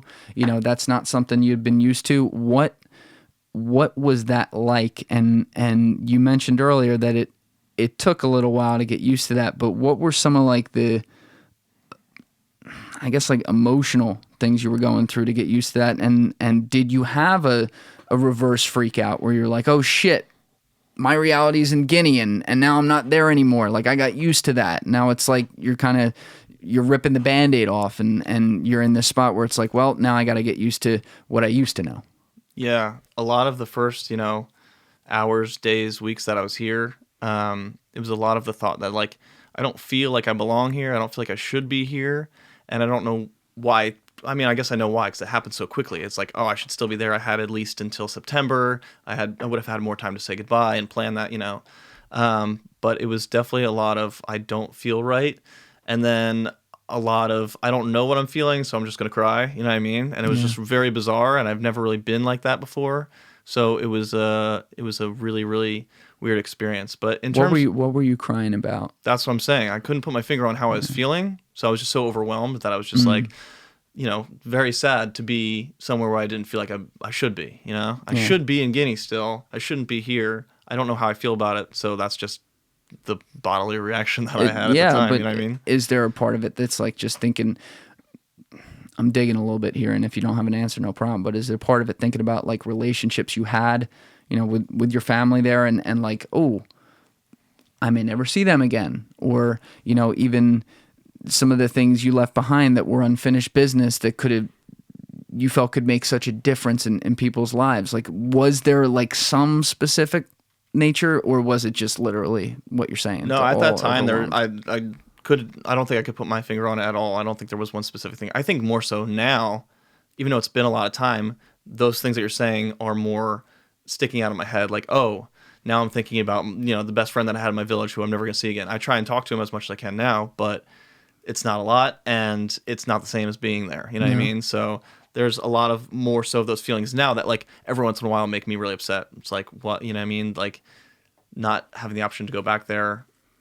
I mean, I guess I have the option, but it would be really hard for me to go back and then not stay there. You know what I mean? So more so those feelings now than at first. At first, maybe I was just numb or overwhelmed with feelings where I couldn't really stick anything to it.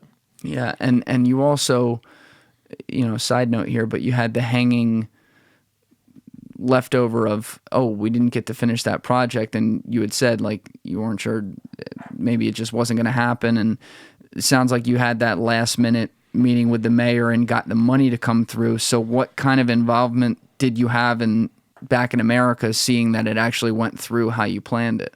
Yeah, well, I planned it for the most part. I couldn't train anyone, which was like the worst part. But yeah, so when I came back, I stayed in touch with my main counterpart, who is, he is actually an English speaker as well. So he spoke French and English, easy to communicate with, someone who knew computers. So I stayed in touch with him. I was like, here's the curriculum that I was going to teach. So I sent that to him.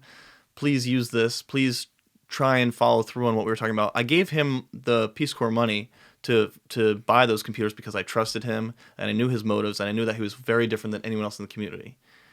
So when I communicated with him, I gave him that curriculum and he kind of updated me every once in a while. Here's what's going on. We're meeting every Saturday. Oh, the teachers just finished their certification. We have plans to teach our students this year. Like all of these great things that reassured me of my decision to do that because there are going to be hopefully a lot of great outcomes from that and a lot of make life a little bit easier at school, at least for them.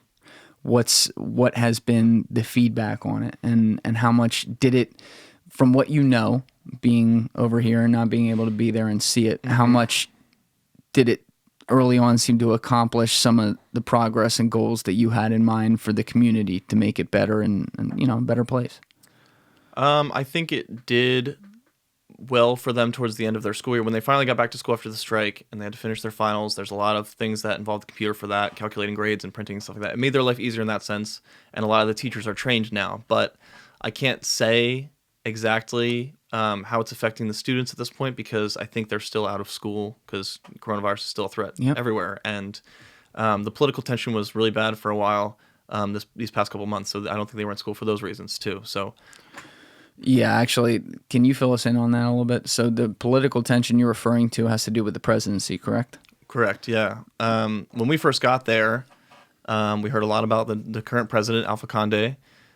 He was elected president at that time it was 9 years ago. Their term is 5 years per term. They can do a 2-term limit. He's the one who decided in the Constitution we're going to have a 2-term limit.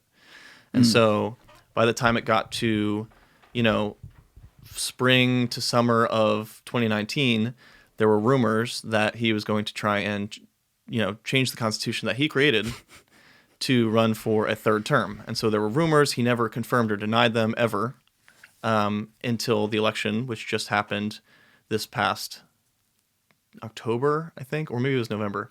I think it was October. And so he ended up running for a 3rd term. People say October 2019? No, 2020. No, literally. Yeah. Okay. The rumor started back in 2019 Got and he it. was going to run in 2020. So when you left, it was still like rumors, kind of. It was rumors, but also elections kept getting pushed back and pushed back because they were saying, "Oh, we need to, reform the Constitution, so we can't have this election." And there were so many excuses and a lot of corruption again involved. Saw where it was going. Exactly, to push the election back so that he would have a bigger platform to run on. And so, yes, I wasn't there for it, but I assume that if it hadn't been coronavirus, we would have been sent home for the violence in the streets that was, that were happening because of protests to this constitutional change. So, And those protests, were they started at all when you were still there? oh yeah, they were almost the entire 2 years I was there since the rumors started. They were the protesting. rumors were that long. Oh yeah, they were a long time coming, and there were other things to protest about as well. A lot of the teacher strikes. There were a lot of protests in the capital as well. And what do their protests look like? Are they peaceful protests or is... Yes, they look actually very similar to how we've been protesting in New York and other places around the country. Yeah, depends where you're looking. But yeah. A lot of marching, a lot of signs, a lot of chanting, that kind of stuff. But it gets violent when the military comes in and starts open firing on crowds, and that has been what's happening, especially the past couple months. While I was there, that happened a couple times, and 20 or 30 people had died, I think, because of that. At this point, a lot more people have died in the short span of time because they've confirmed that Alpha Conde has won a 3rd term. Yep. Even though there are, there's a lot of voter fraud there, but a lot of the time after the election, I had heard that the other candidate, Diallo, had actually won. So we don't really know, but the military backs Alpha Conde, so they are now, taking the streets and unloading on people, and people are dying. And it's actually on Instagram. Like, there's somebody who holds an account on Instagram that's showing all of this stuff that's happening in Guinea, people bleeding out on the streets. It's very, very graphic, but it's portraying exactly what's happening there. My counterpart, who lived in Conakry at the time, was texting me, "I haven't left my house in 2 days. It's very unsafe. I haven't been able to get food or water or anything like that." So it's caused, tragedy there at this point. And that stuff is focused more in the cities, though, like Conakry. Yes. My village was calm throughout the entire time I was there. There was no issues, no marches, no nothing. But if you live closer to major cities within the country, there's definitely some trouble. And what did your host family say about any of this, or did they not really care? They didn't speak about it too much. They were just like, they were anti-Alpha Conde when I was there. A lot of the Susu and Malinke were, because, he took advantage of his power and all that kind of stuff. So a lot of them were against him, but that's to the extent that they would go. They wouldn't speak about it too much. Yeah, and it actually, because you keep on talking about the Susu and Malinke, can you just expand upon exactly what that means for people? Because then I want to ask about that. Yeah, they're like the subcultures within Guinea. So the 4 major regions of Guinea, like I said, there are 4 languages and 4 kind of subcultures. There's a lot of, subcultures of those. But the Susu is the region that I lived in. There's the Pulaar in the middle, the Malinke in the upper part of Guinea. And so what I have been told historically is that the Pulaar people came down from Senegal and they split the Malinke and the Susu kind of up the middle. And that's where maybe it was all one culture at one time, but when they split, they turned into the Susu and the Malinke kind of. So now it's Susu, Pulaar, Malinke people, and there's a lot of tension between Pulaar and the rest of the country, because the Pulaar are the ones who usually are the most wealthy. They run a lot of the boutiques, and they're spread all throughout Guinea. They're mostly in the center part, but I had a lot of Pulaar people in my village as well. So there's a lot of tension there. And so the candidate who was running against Alpha Conde this past year was Pulaar, and surprisingly, a lot of Susu and Malinke were backing him because they were just so against Alpha Conde, who was Malinke. Are any of the tribes tied to religion at all, or is it strictly literally they were just painted down that line from the people that came in from Senegal. That's it. Yeah, because I think 90% or so of the country is Muslim. So it's not like a lot of religious differences there. There's a small Christian population in the forest region, but mostly Muslim. And was your village religious? A lot of religious people in there? Oh, everyone goes to the mosque every Friday. Really? So was there also morning prayer every day? Morning prayer every day. I lived right next to the mosque, so 5 a.m. I'd be woken up by those. Really? I didn't know that. The megaphone, yeah. Morning prayer every day. People pray throughout the day. They don't have to pray on time every day. They have to make sure they get their prayers in every day. And then every Friday, anyone who's like respected or educated or anything like that, they go to the mosque. You know what I mean? It's only the people who, I guess, aren't super religious. But there aren't very many of them who don't follow that. Yeah. I mean, you often see in a lot of these situations just around the world where there's some sort of tribal culture where there can be clashes within a country. It technically happened here 150 years ago. But whenever you see that, it's so often tied to religion, and it's tied to existential beliefs. But the other thing you often see is there's some kind of identifier. Whether it be the races are slightly different or very different, or, that's usually what it comes down to. But with these guys, again, because it seems like it was drawn on a line pretty organically, they're in the streets. Is there rivalry with the tribes? And the second question to it would be, are there things where people can walk up to someone and know right away? Is there some sort of identifier oh, I know you're Susu or whatever? Or is it just totally kind of secretive a little bit?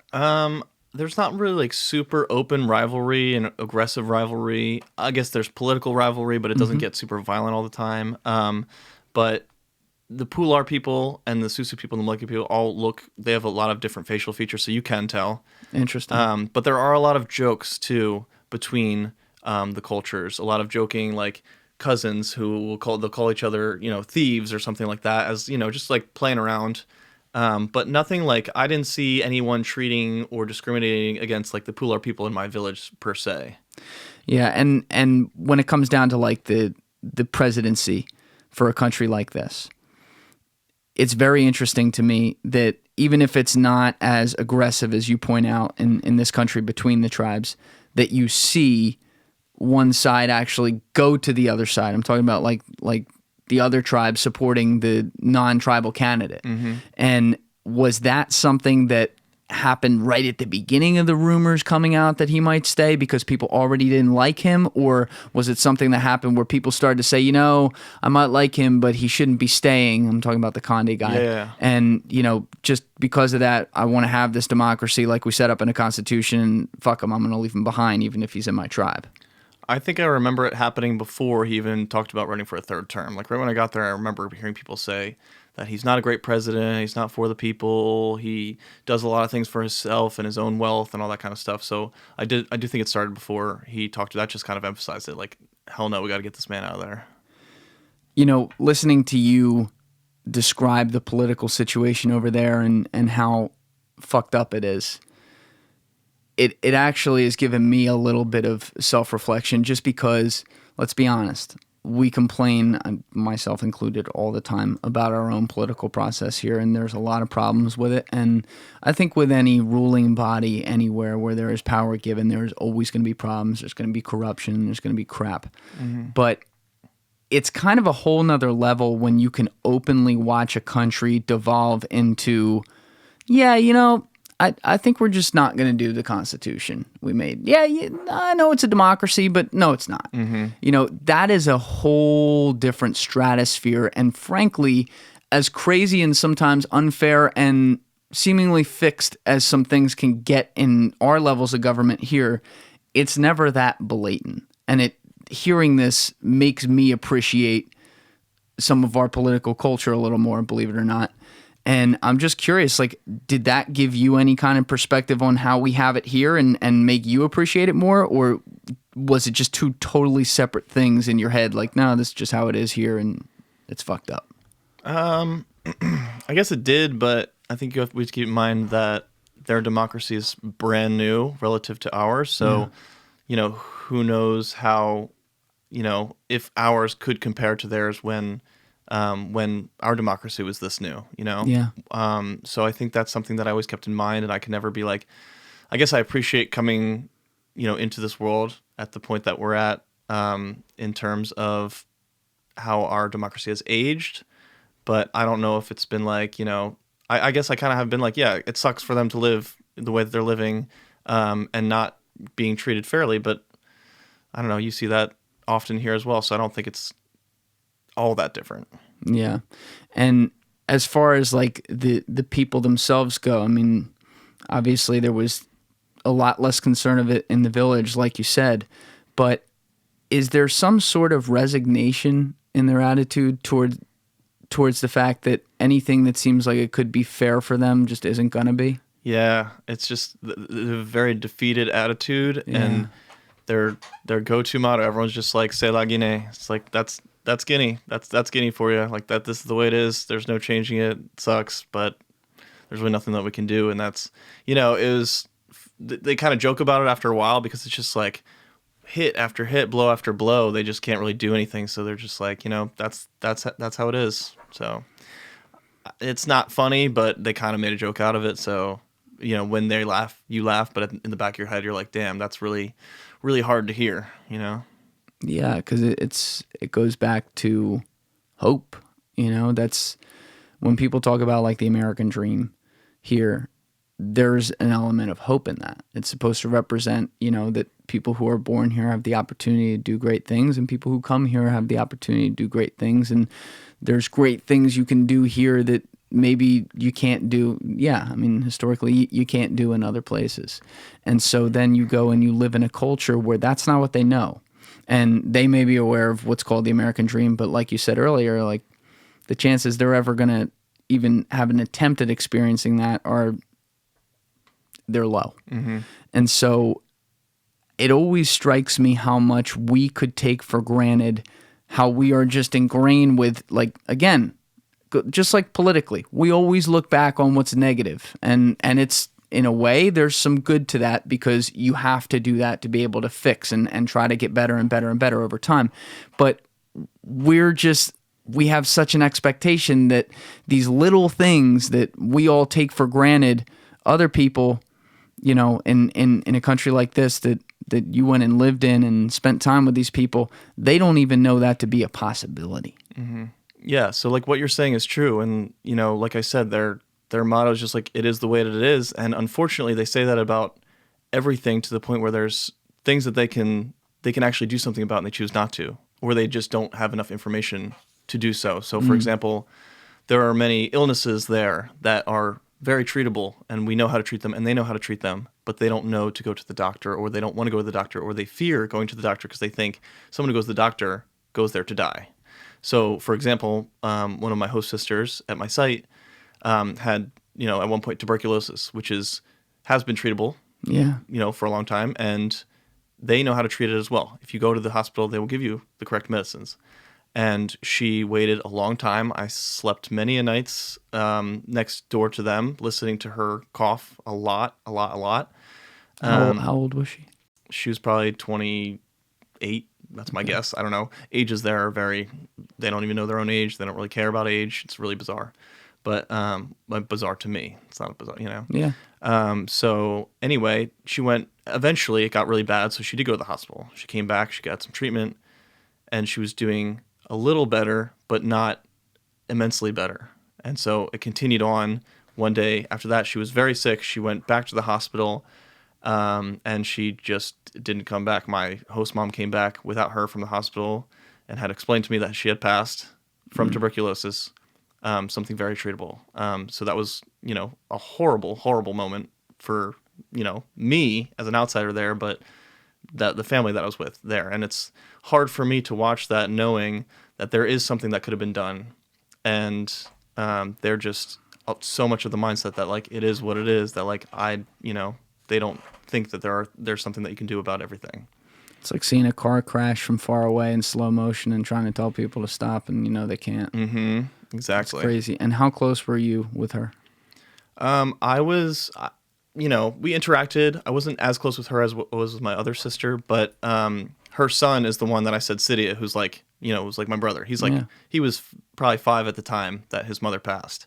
So this kid has no idea what's going on in life, let alone, where did my mom go? Oh, she passed. Everyone else is crying. Should I be crying? I don't know if I should be crying because I don't really know, why everyone's crying, kind of thing. So I was, he's like my kid. So that was a lot harder than the relationship I lost with her, but still incredibly sad to see my family react the way that they did. And did you talk to him at all personally about it? To Cydia? Yeah. No, we couldn't get down into very deep things because, again, he doesn't speak French. Oh. He's right, he's young and he speaks only Susu. So we communicate at the very basic level and then a lot of gestures, Yeah. back to that. So, I just kind of was there, held him when he was sad, but that's like the best I could do for him at the time, Yeah. And what kind of bond, because again, like someone like him, he's a kid, it's special, right? So even if you can't really talk with him because of the language barrier, it's like, okay, there's just a different element to that than there would be if he was like your age. But what kind of bond did you find yourself having, not just with your host family, but with the culture itself? Like when you think about it nostalgically, as I'm sure there's aspects of it you do, what things do you think changed in you that made you say like, hey, I belong here? I think the community feel was the biggest thing. Like the way that they do everything together and they're always outside. They're rarely in their houses alone or isolated. I think that sits with me well, and saddens me being here sometimes. I know coronavirus is not a time that we can be getting together, Sure. But even outside of that, even before I left, I think back to like, living in college or at my parents' house or whatever. Like, do I know my neighbors? Do I see my neighbors? Do I have a good relationship with them? Not as much as I would have in Guinea, where you're outside all the time, seeing everyone who's passing, saying hello, sharing food, conversing, asking about other people who are farther away, that those people know or something like that. I really think that community vibe sits with me a little bit more now, and something that I wish that we could work more towards. And I think in my life, I will always work to have that in my life, because I think that's very important to a culture in general, to our mental health as a society. And I think that's just something that will forever be important to me. Yeah, I just got in a conversation. You're making me think of it, but I'd be curious your thoughts on it, where we were talking about how when you become, or over time, as you get more options, as you acquire more things around you. So to use the example of America, when we didn't have electricity in 1860 versus today, there's a lot more options today. Mm-hmm. There's a lot more options in 2 seconds today than there were in 2 weeks at that time. So as we progress and become, as societies, like in general, technologically more advanced, or just knowledge-based more advanced, and have more things that we can do and more opportunities, there forms a greater and greater separation among the people. Because as all these things happen, people can become more self-reliant. Mm-hmm. And as they become more self-reliant, they feel less of a need to have to be around other people all the time. And it turns from needing to be around 15 people at a time to needing to be around 10 and 5. And eventually, now we're at a point where a lot of people can just be content to live alone. And so it's almost like you trade off all the great modernistic things that come with that, like in a country like ours or in countries in the West, for the intense connection that you're wired when you're born to desire, which is with other humans, and with those little moments you have where you're sitting with each other or just talking with each other or hanging out, walking around, where there's those unspoken things you just kind of understand. So when you came back to this country and you talk about trying to integrate the aspects of that from Guinea into your life here with the people you're around, was there a part of you that says like, well, fuck, these people just don't get it. They're so content to just be alone, and actually that's why they're miserable. And yet I came from a place that was so poor, that had so little, but and I asked you this directly earlier, you gave a long answer, but there is a level of happiness among these people, even if they're resigned to things like their government and democracy that are never going to be good, or the fact they're always going to be poor. There's a level to which they relate to each other and appreciate one another and find goodness in that.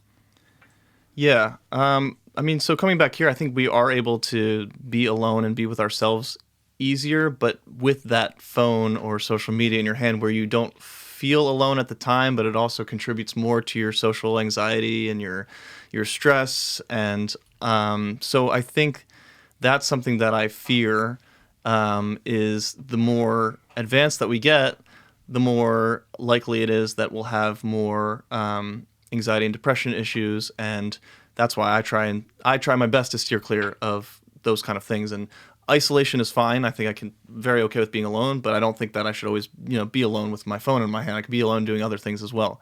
But the community feel is important to me as well, because I remember even, Guinea was eye-opening for me. But back in college, my favorite part of college was living in an apartment with friends who, at the end of the day, you sit on the couch and you shoot the shit, about it's just like the most fun time of your day. And thinking back to college, that was one of my favorite parts of the experience. So that community feel will always be something that I'm striving for.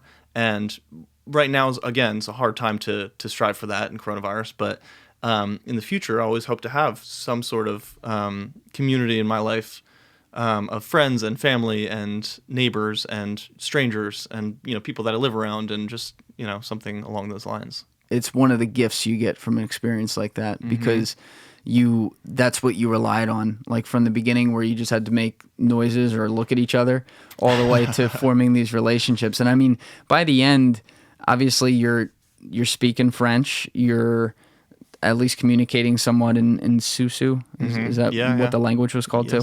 And you're close with your host family, and we talked about how sad that was to leave and how shotgun quick it was, obviously. But what was there, like a feeling besides the chaos at the end with coronavirus, like before that, was there a feeling like when you were just sitting down to have dinner with these people, or, waking up and saying, well, what are we going to do today on a Saturday or something like that? Was there a feeling where it's like, oh, this is just so natural, and I love this, and actually, I'll take it another level. If I had to be here into perpetuity for a while, I feel all right about that. Yes, there were moments of that. There were definitely moments where there would be a holiday and I'd wake up and I'd be a part of the festivities or whatever, and I felt like, wow, like I'm starting to belong a little bit here, which was like the best feeling that I've had, and maybe ever, was just like feeling like you belong to somewhere where you truly stick out, Yeah. But there were always moments that brought me back, language barriers, cultural barriers that would be like, oh, okay, I'm not gonna, fully ever 100% fit in here. So that was always pushing me to, not to challenge that, I guess, but to kind of sit in that and be like, I do belong to an extent, and they are including me in a lot of these activities. But at the same time, I think that they always think that I'm also, coming from the outside. So I don't know. It's really hard to tell. But the connections that we made it feel like I was part of their, their family as well sometimes. So it was a lot of back and forth, a lot of in my head about it a little bit. But being able to connect with anyone, anywhere, anytime is just the most amazing feeling, because that's, in my opinion, the reason that we, inhabit this planet. Yeah. Well, speaking of the outside, and I know we hinted at this earlier, but you are also a white guy in a country that has literally no white people.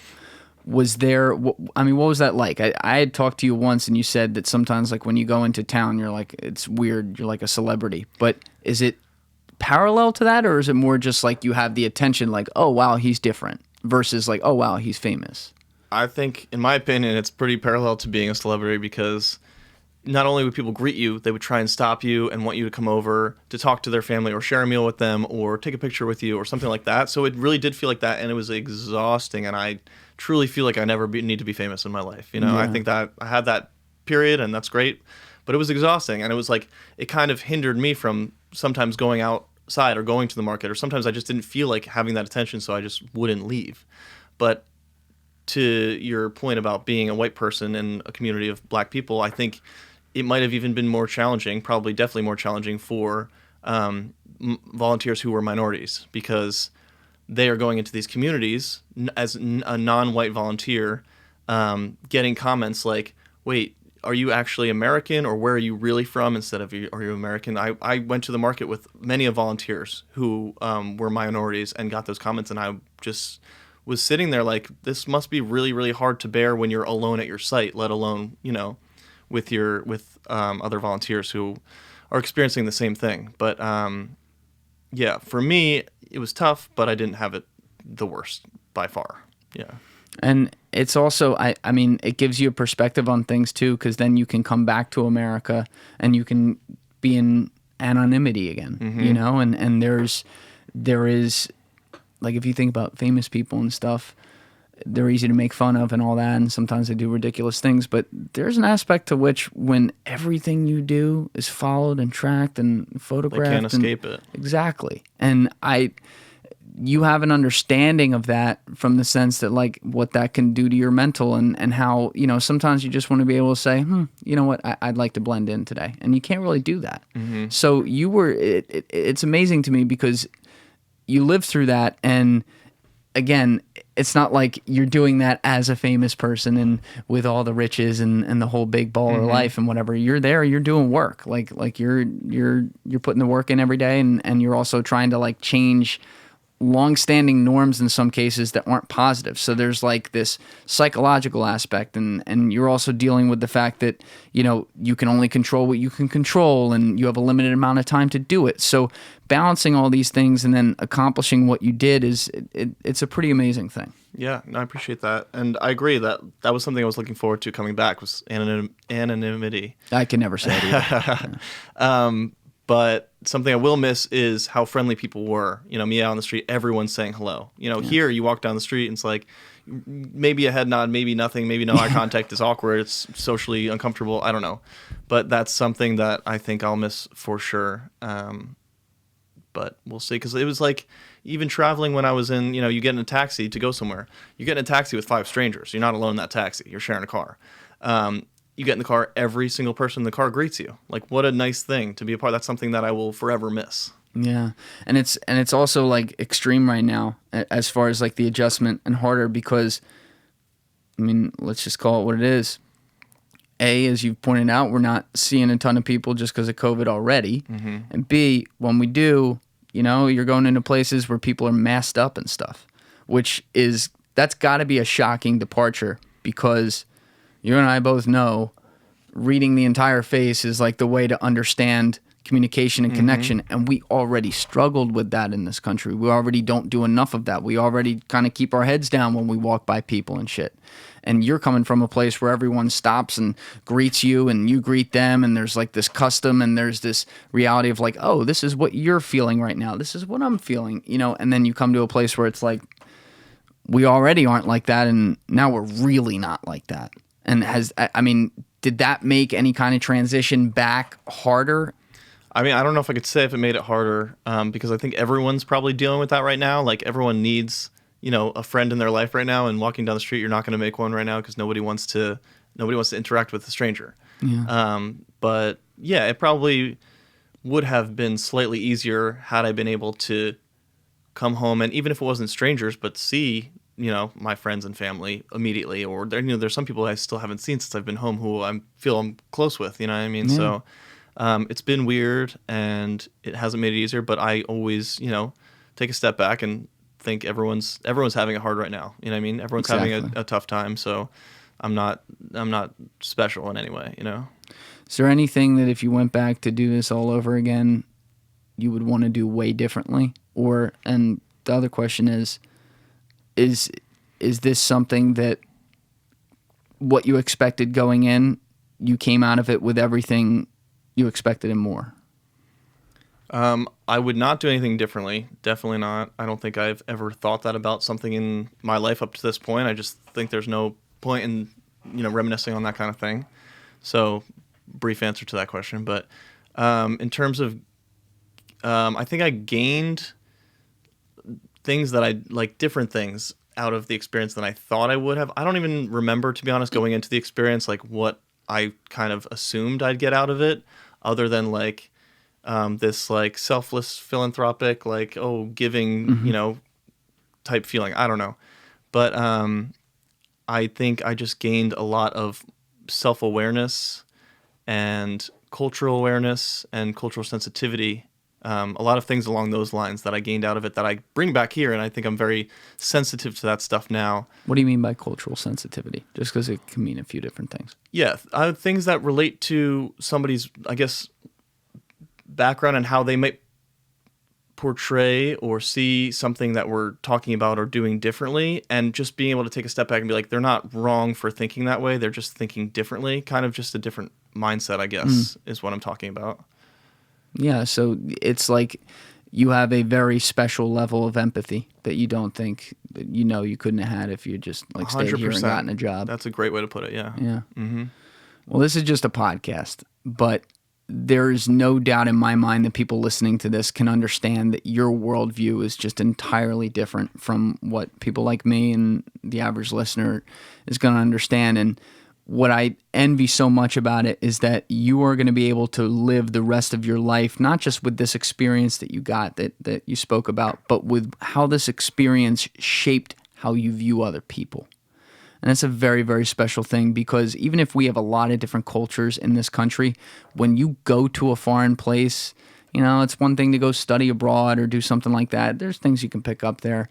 But when you actually live in a very, very different place where there is no English, there is an entirely different structure and way of doing things, there are different realities and maybe not the same hopes and same desires, just because culturally that's not ingrained. When you actually get to do that, the way through which you can then take advantage of everything you want to do in the future changes, as far as like what bothers you and what doesn't, and what actually seems great to you and what might not, and where the simple things in life actually matter and where the more complex things don't. And I think it's a really beautiful thing, and I hope we got that across today. This was definitely, for me, this was a very difficult podcast to do, because there are just so many different things that we could have talked about, and we could probably do a whole 10-episode arc on this. But I hope that you felt like you were able to get enough out there, and that the people listening feel like they can understand that it's a pretty special thing you just did. Yeah, no, I appreciate you saying all those things. And I hope I was a little bit articulate, because when, we talk about this stuff, my mind goes in so many different directions, but it's way easier to talk about when somebody's posing questions rather than like someone comes up to me and is like, how was it? I'm like, what the hell do you want me to answer? How am I going to answer that? So, this platform and the way that you're posing your questions has been super helpful, and I'm always excited to share about my experience with everyone. So appreciate the opportunity to do that. Well, thanks for coming in, man. I really appreciate it, and I'll have you back at some point. I know, you have a lot of thoughts on things that are going on in general, and, you have a perspective on what happens here in America, related to, literally in some ways right now, related to things you saw in Guinea. So I would love to pick your brain on that more, and also like some of the intellectual nature that you picked up. Like you talked about not really reading much before you went there, and then doing that when you were there. And I know we didn't talk as much about that today, but I think some of your perspectives on how you learn things and how you then apply them are wise beyond your years. That's the best way for me to put it. So I really appreciate you coming on, and we'll do it again soon. That's generous. Looking forward to it. Thanks. All right. Well, you know what it is. Give it a thought. Get back to me. Thanks, Adam.